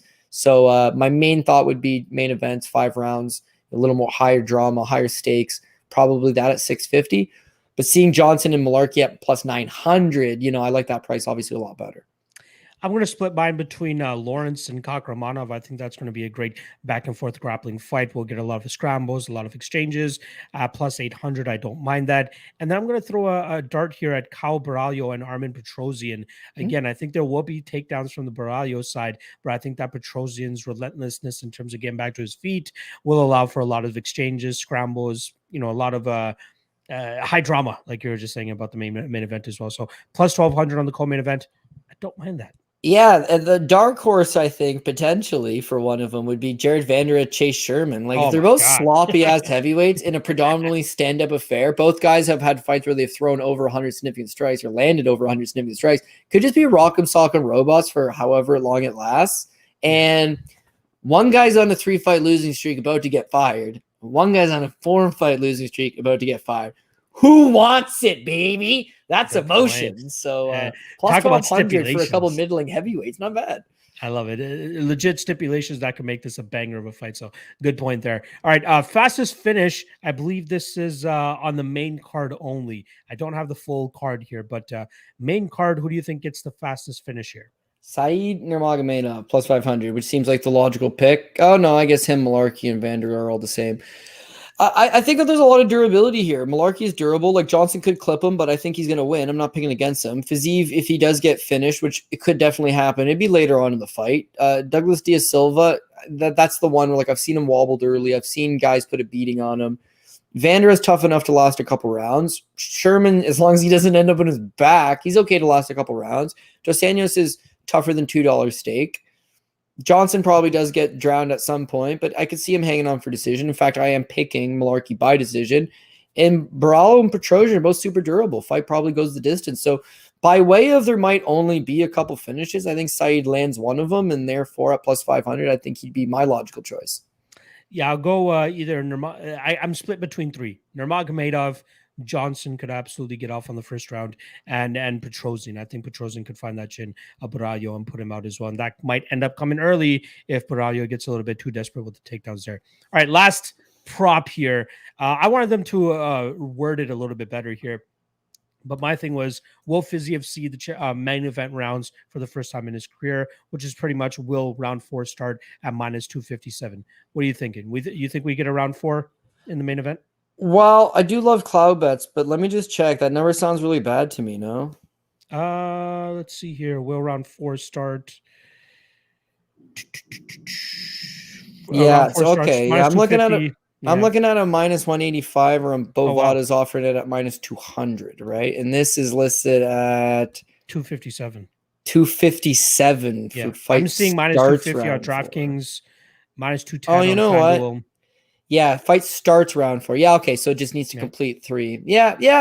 You know what? I'm going to say that it does. I'd like the over 3.5, so that's where I would be. I think I can see the case for both guys. I just think it's going to go later. Rafael dos Anjos could win this fight, but he's going to need to drag it into the 4th or 5th. And for Fiziev, maybe you get the early knockout. But if this guy doesn't have a bad weight cut and he fights the way he traditionally fights, he's going to be in it to win it for 25 full minutes. So fight to start round 4. Yeah, minus 257 is the common market price, I suppose. Yeah, I would say yes, but that's not a great price. It's 4 rounds of 2 guys that are going to bang it out. One guy's a world-class striker. The other guy's a world-class fighter, right? And that's a long time to be locked in a cage with a guy for 257. Women's MMA, I get. Courtney Casey, she's probably going to be locked into a cage for the full distance. This is 25 minutes and a worse price, so gonna probably have to pass on that one. But that's what I would take. Yeah. I'd be right there with you. All right, let's move on to the 3 best prop bets, and I will kick it off as always. First and foremost, I'm going to go Kakaromanov by decision at plus 330. I think he outworks Ronnie Lawrence. I think he lands the more damaging strikes. I think he shuts down the relentless takedown game of Ronnie Lawrence while shutting down the face of Ronnie Lawrence by touching him up for the majority of those 15 minutes, taking that decision home. Secondly, I'm going to go with Gore via KO at plus 250. I think he stops a couple of the takedowns of Brundage, maybe gets up from a couple of them as well, but it's just a matter of time before that speed and power takes over and Gore finds that knockout blow on Cody Brundage. Lastly, I'm going to go Johnson Malarkey under 2.5. It's minus 170. I do think that there's going to be a tremendous amount of violence in this fight. I do think it ends up coming from Johnson. early here. I think he knocks him out probably in the first round, but I do think that Malarkey can push him to the brink in rounds 2 or round 3 and possibly finish him as well. So if you want to take a little extra juice and think the fight doesn't go to decision instead, I'm not hating on that at all, as we've absolutely been, kicked in the butt a couple times by taking the under 2.5 instead of fight goes to decision. The one that came to mind that we were talking about earlier on this podcast, Cody, was fucking Jillian Robertson and Courtney Casey. I had the under 2.5 there, and then she submits her with 40 seconds left. So that's just fucking great. So yeah, take fight doesn't go to decision if you guys want. I still don't mind under 2.5 at -170. All right, Cody, your turn, my friend. Yeah. I got a couple different opinions, but we're going to go Shevchenko by decision +125. Again, like she's definitely the less of the two sisters, but I think she's got Courtney Casey's number with a stand-up, better striker, hopefully a little bit more output, but the ability to transition and mix in a few takedowns, they should be there. Everybody that fights Courtney Casey, the takedowns are there. I think Shevchenko will do exploit them to a certain extent, +125. Fight's going the distance. We know that. We just got to be on the right side of it. We're taking Shevchenko by decision. Moving on, I got to go against you, man. I got Ronnie Lawrence. Ronnie Lawrence is a workhorse, dude. He's a machine. He just keeps working. And that looks good to the judges. Ultimately, this fight probably goes 15. It's probably going to decision. So who did more? The guy that worked harder. Kakaromanov is a fine talent, but you see he's not easily, but you can control him up against the cage. And his striking output, not quite there. The takedown defense, not bad. But again, not like he's any world class in any one area. He could maybe clip Ronnie Lawrence. Nobody's done it yet. Ronnie Lawrence never been knocked out. Manny Martinez had him wobbly a few times, but Manny Martinez absolutely cracks, right? So I'm inclined to give him a pass there. The price at the decision +145, it looked good to me. So I think Lawrence is going to outwork him and get the job done. And then moving on, we got to take a bit of a shot. We're going with Keo Barahau at by decision at +225. Again, I just think that he's going to end up with the top control. It's his ability to not need 10 takedowns. He only needs a few of them. And when he does establish top control, he's very good with it. Armin Petrosian, as you mentioned, he doesn't accept position. He scrambles a lot. He's constantly trying to get up to his feet. But against a big, strong, physically fit guy like Barahau, I think if he does get the takedowns, he's going to use them to great effect. His striking's good as well. I'm a little bit nervous about the volume and the output. But again, this is a fight that I think he can control and go 225. Now, if you want to get real greasy with it, and if you don't mind these decisions, which as I don't mind decisions, Ian Gary, the only one I hit last week, the Chase Sherman by decision at +500. I'm still thinking about that shit. Like, it's probably going to be a tit for tat, greasy fight. The price just seems real good on it. But at the end of the day, everybody's agreeing. If you're a UFC fan, you're a fight fan, you're any fan, you got to admit this is a very untrustworthy looking card. Like, there's so many apple pie shitters on it. Yeah. There's so many people that are 2-year-long layoff, 3-year-long layoff, might have retired last time out, coming off a big injury, not motivated. And of course, a fine main event, which does have a lot of red flags associated with it as well. So, buyer beware, be careful, be safe. But yeah, this is what we do. We have fun with it. And if you hit just your Kakaromanov by decision, you're profitable. If you hit just Gore by decision or by KO, you're profitable. I like that second one, by the way. If I can hit my bro, if I hit you don't need much when you're hitting good plus money. So maybe props is the way to attack this one. But of course, I will be putting out parlays on Saturday because that's where the real money is, baby. And at 10:30 tonight when that BFL card starts, that's where the real money is, baby. So yeah, excited as always. Before we do get out here, I do want to give you this question from my guy Bufo on the B. He's saying, before we go, please ask Cody about his preliminary comments on our boy Actionman stepping in on short notice to face Jack Hermansson now that Darren Till is out. It's going to be a great fight. #Actionman, #free money. What are you thinking, man? We know Curtis, normally a 170er, continues this run at 185 pounds, taking on a top guy here in Jack Hermansson. What do you think his chances are from an early thoughts perspective? Yeah, well, I'm actually very happy and also very sad. Very happy because Action Man Chris Curtis co-main event status against a ranked contender Jack Hermansson, finally getting his dues. And I think he's going to win.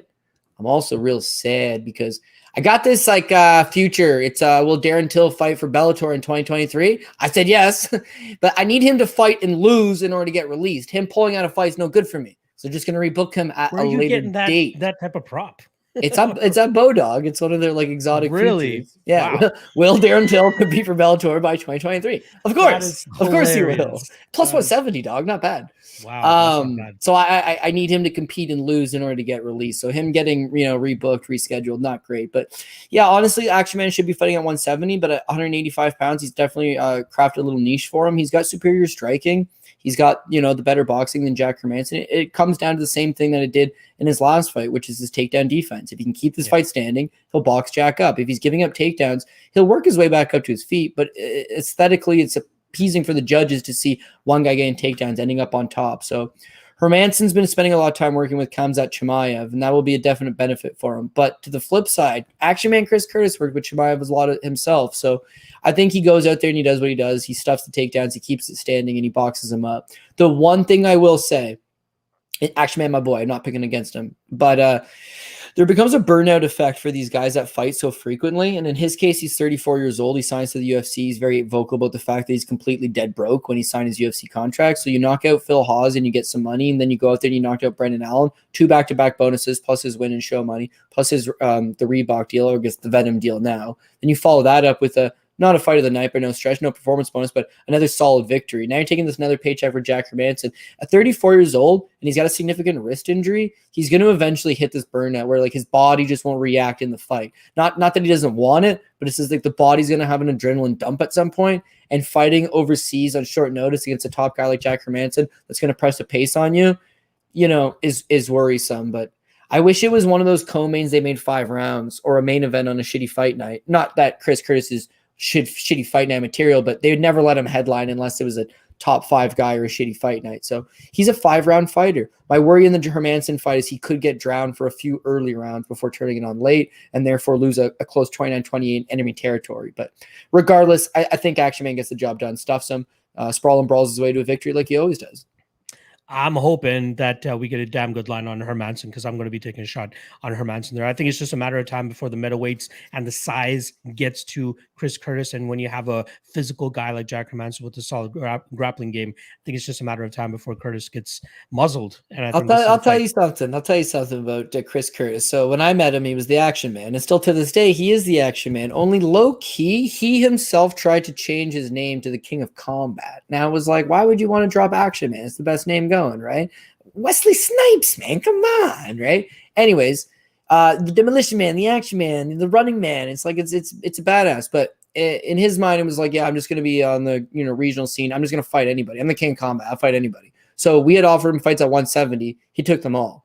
He never turned down one guy. He never turned down no man on this planet at 170 pounds. At 185, only one man he ever turned down at 185 pounds was Elias Theodorou. His reasoning is, I want to fight somebody who wants to fight me back. It was like, that's pretty admirable, to be honest with you. Like, that's actually really, this guy's badass. Like, that turning down Elias, I thought, what the fuck, man? And then it was like, no, this guy's got the right mindset. He's like, I want to get punched in the face and I want to punch this guy back.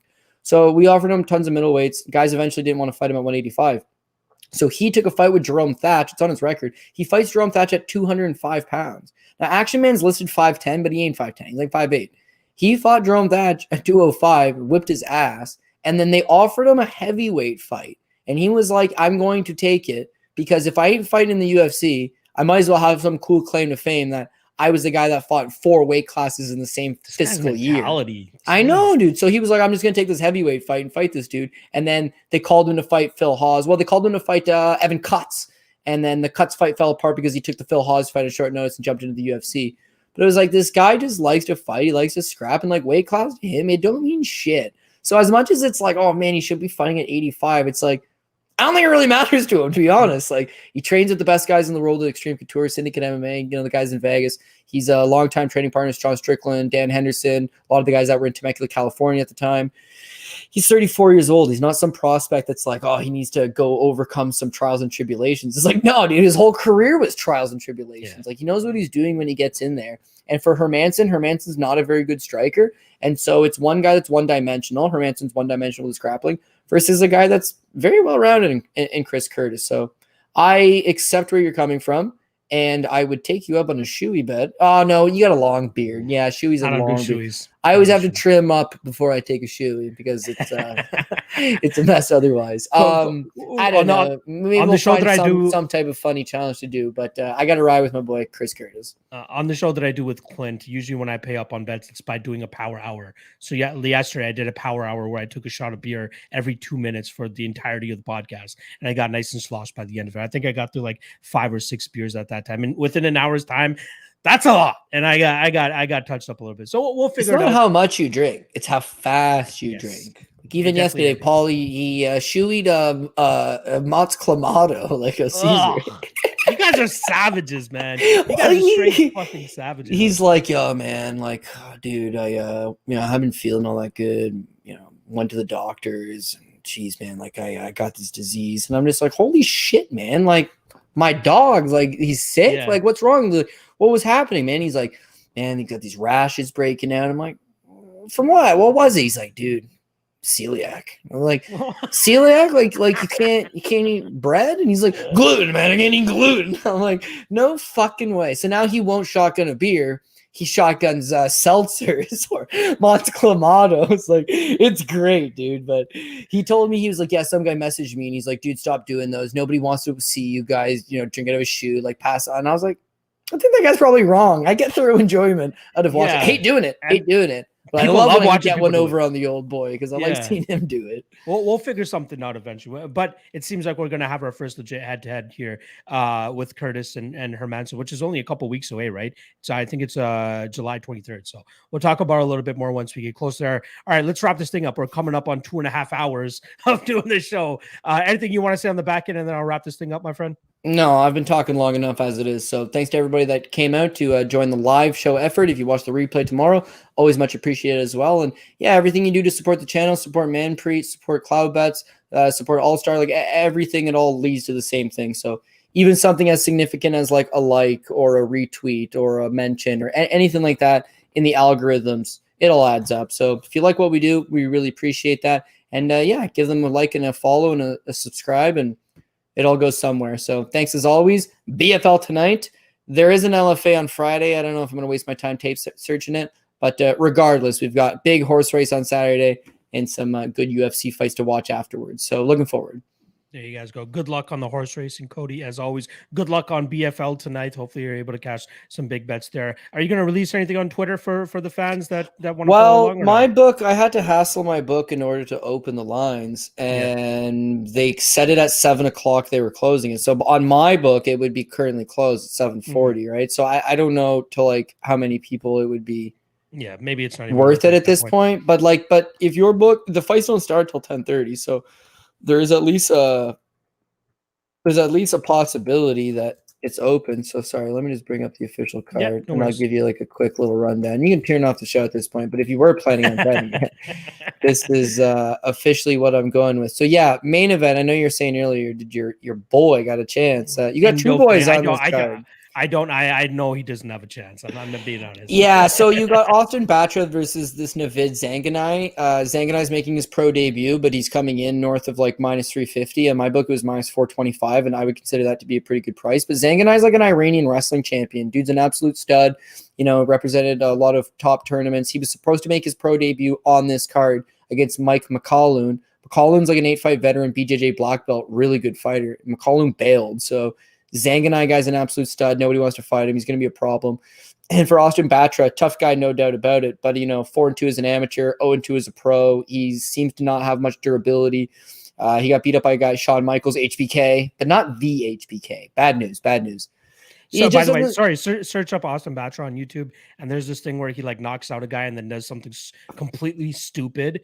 And like he tries to Dan Hendo him pretty much with the double hammer fist, and the fight gets called off and he loses the fight, even though he knocked out the guy. He ends up getting disqualified from it. Yeah, that's what it was. Like, it's all over YouTube if you just search his name. Yeah, man, the guy was fighting Perry Hayers 5-7, and it was 30 seconds into the fight. So I was like, what are you doing? But yeah, after that, he ended up taking a year off, coming back, and got verbally submitted 2 minutes in against Shawn Michaels, which is not good. And then he lost to Christian Tremaine by first round knockout. Also not particularly good. He's low level. He's in there because they want to debut Zanganai. You're getting at minus 425, minus 350 range. Like, yeah, that's a good price tag. That's going to be the anchor of most of your stuff.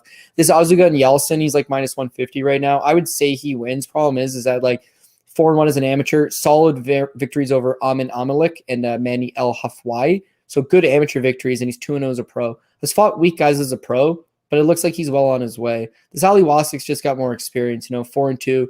He fought for the BFL world title in his, not world title, but Canadian title in his last fight against Siri City, got TK'd in the 4th, but showed up in excellent shape, put up a valiant effort. This one could be considered greasy. I would lean towards Yeltsin, but you could pass altogether. The money here is, I think, Adam DeFreitas. He was even money against Christian Tremaine. Adam DeFreitas is a BJJ brown belt, very excellent striking.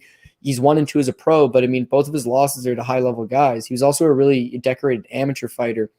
34 years old. He's like a correction officer, and he's also like a hand-to-hand close quarter tactical instructor for like fighting people in close quarters. Guy's actually a stud. He just hasn't had really the opportunity as a ton of guys fall out. If you look at his fights, interestingly enough, his last fight is a split decision loss in CFFC. CFFC is a bomb-ass American regional. This guy went out of his way to travel down there, got robbed on a split decision. And then the other loss is Zach Powell. Zach Powell's like 6-0 right now, 6-1. So, they're high-level losses. This Christian Tremaine guy, they were supposed to fight 3 months ago. Christian Tremaine pulled out fight week with like a little finger injury, and DeFreitas blasted him. You are a pussy. Nobody pulls out with a finger injury like that. Christian Tremaine got backed into a corner to taking the fight, so he took the rematch. DeFreitas is even money. Josh Quintowski, he's plus 185. That's my dog of the card. Ash Mashregi's minus 210. Mashreghi just he hasn't fought in 4 years, but he's like on a lot of steroids, and he trains with a high level of guys. He's coming off a loss to a guy that's 2-5 because he was hurt. 4 years off, and the amount of steroids he has, he's going to smash right through Jungle James Foster. And then you got a couple big favorites on the first 2 cards, Rafael Ouellette and Samson Bieri. And like, I think they both should win, but the problem is they fought low level, and they're making their pro debuts, and they're fighting guys that are also low level, making one guy's 0-3, but like you don't want to pay minus 500 on guys debuting against shitty opponents. Like, it's a little bit of a high price tag, but the favorite's there. So it's an all favorites card. The value being that a plus 185 pick on Josh Quintowski and an even money pick on Adam DeFreitas. And yeah, you parlay them together and you get some action. So hopefully things go good there. And then, yeah, again, LFA, there's a lot of fights on the card. I don't know if I care to look at it. But yeah, Saturday, hopefully that's where the money is. There you guys go. In case anybody wants some DGen BFO action tonight, there you guys have it from my guy Cody. For myself, I'll be gone to a weekend concert tomorrow at the Rogers Center. I cannot wait for that. I'm super psyched for it. What concert? The Weekend. Oh, yeah. He's doing the Rogers Center. Yeah, like, I mean, fucking huge. Like, you're massive. Into that shit. Yeah, of course I am. I'm a huge Weekend fan. So Are you? Yeah. Looking forward to it. It's the first concert of that tour that he's doing as well. So it should be a great show. And not to mention his home fucking town. So it should be a great fucking concert regardless. And then the fights the day after that, if I'm not too hungover, hopefully I can do my fight day live chat and then get right into the fights for you guys as well. Cody, as always, appreciate you taking the time and doing these shows on the AllStar. Shout out to the AllStar as well. Make sure you guys hit that like and subscribe below if you haven't already. Good luck on your bets this week, and we'll be back next week to break down UFC Long Island, which is headlined by Yair Rodriguez and Brian Ortega. Great fight there. Can't wait to break it down with my guy Cody. Until then, gamble safely. We'll see you guys. Gamble responsibly, safely, responsibly. Same shit. We'll see you guys next week.